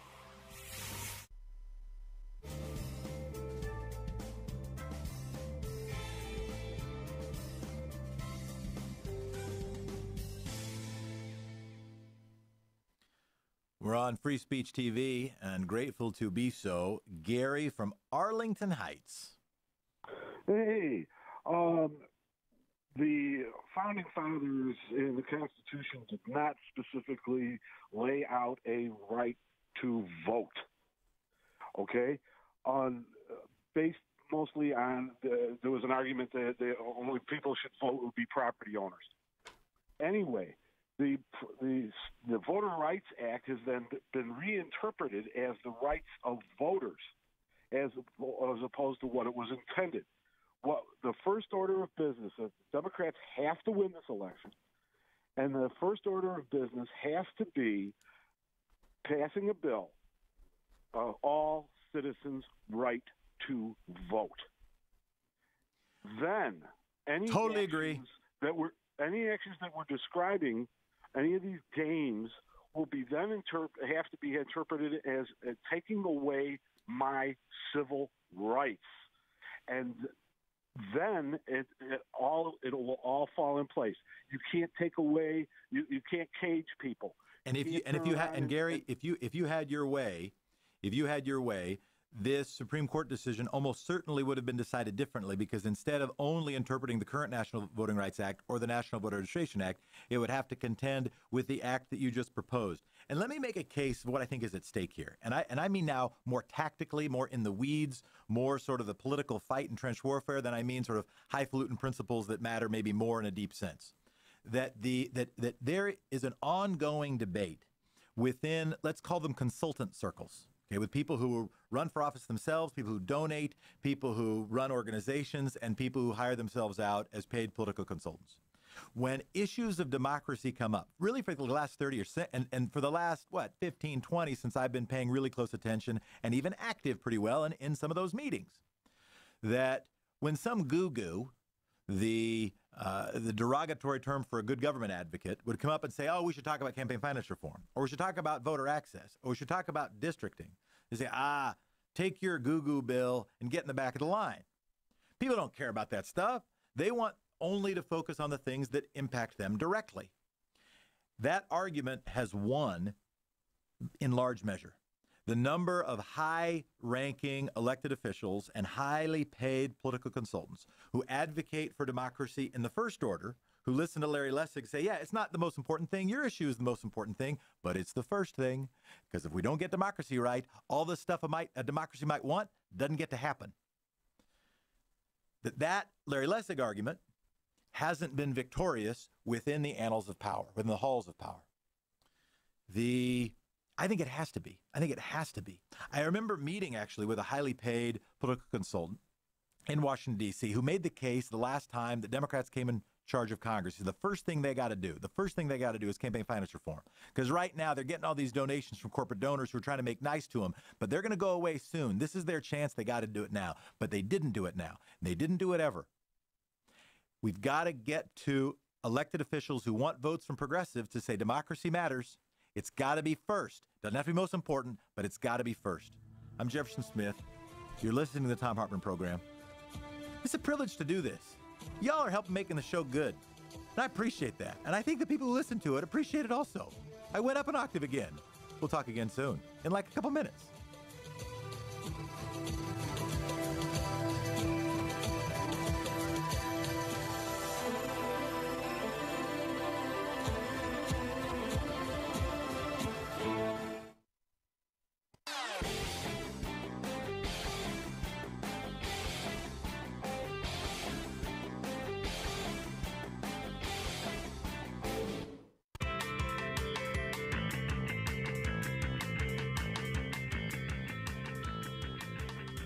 I'm Jeff. You're listening to the Thom Hartmann Program. We're talking democracy. We're talking about what's missing. What are the big things that are missing? I want to take a call. Cassandra's been waiting patiently from Middleton, Wisconsin, wanted to add something that you think we're missing about the G7 summit. Speak your piece. Yes, thanks, Jeff, for taking my call. I am a military veteran. I served in the Army. Thank you. And I stayed up and watched the summit all night until early in the morning to hear Trump's remarks. And as a veteran, and I'm speaking as a veteran, there was a caller who said we should not be critical of Trump. But we have to be. What she is missing is this.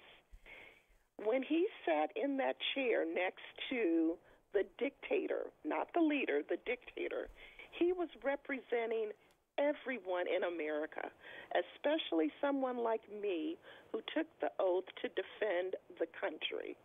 I did not take that oath for our president to debase the presidency and to sell me out and all of my soldiers and other servicemen for whatever, for his feeling.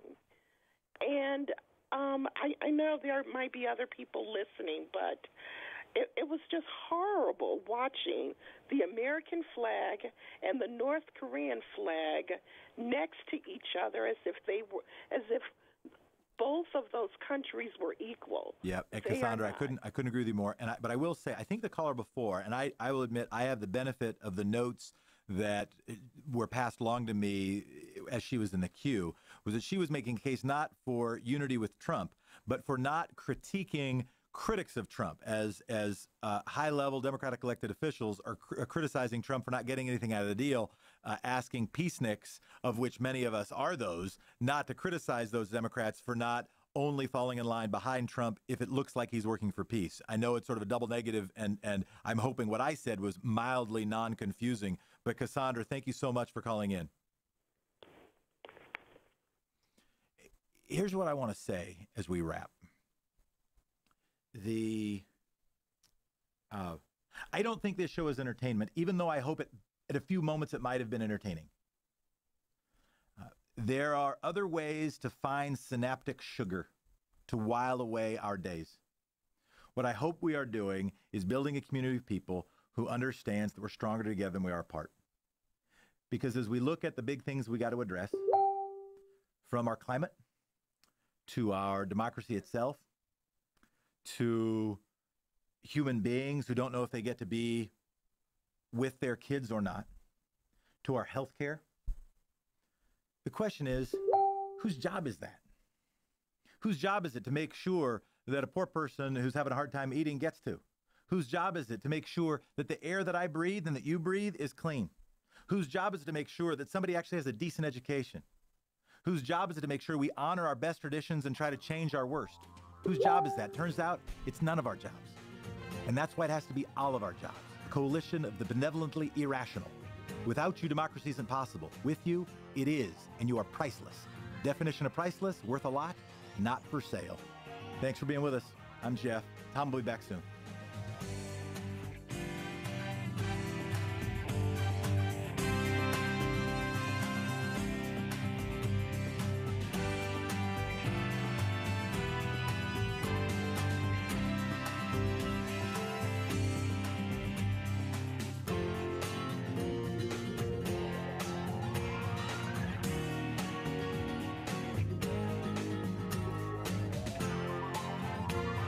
You've been listening to Thom Hartmann.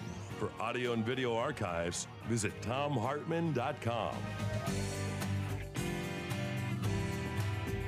The Thom Hartmann Program is brought to you in part by the Aiden Forecast, an investment newsletter with weekly updates of leading market indicators and a monthly deep dive into what the details of the economy and the markets mean for investors and retirees. On the web at aidenmarkets.com. The Thom Hartmann Program is brought to you in part by XChair, the XChair chair, office chair. XChairTom.com is the website, XChairTHOM.com.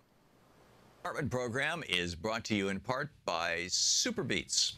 Super Beets are sourced from non-GMO beets, and they're packed with dietary nitrates, helping to produce nitric oxide for more energy, stamina, and support for healthy blood pressure levels naturally. For more information, call 800-223-8888. 8242. Or visit tomsbeats.com.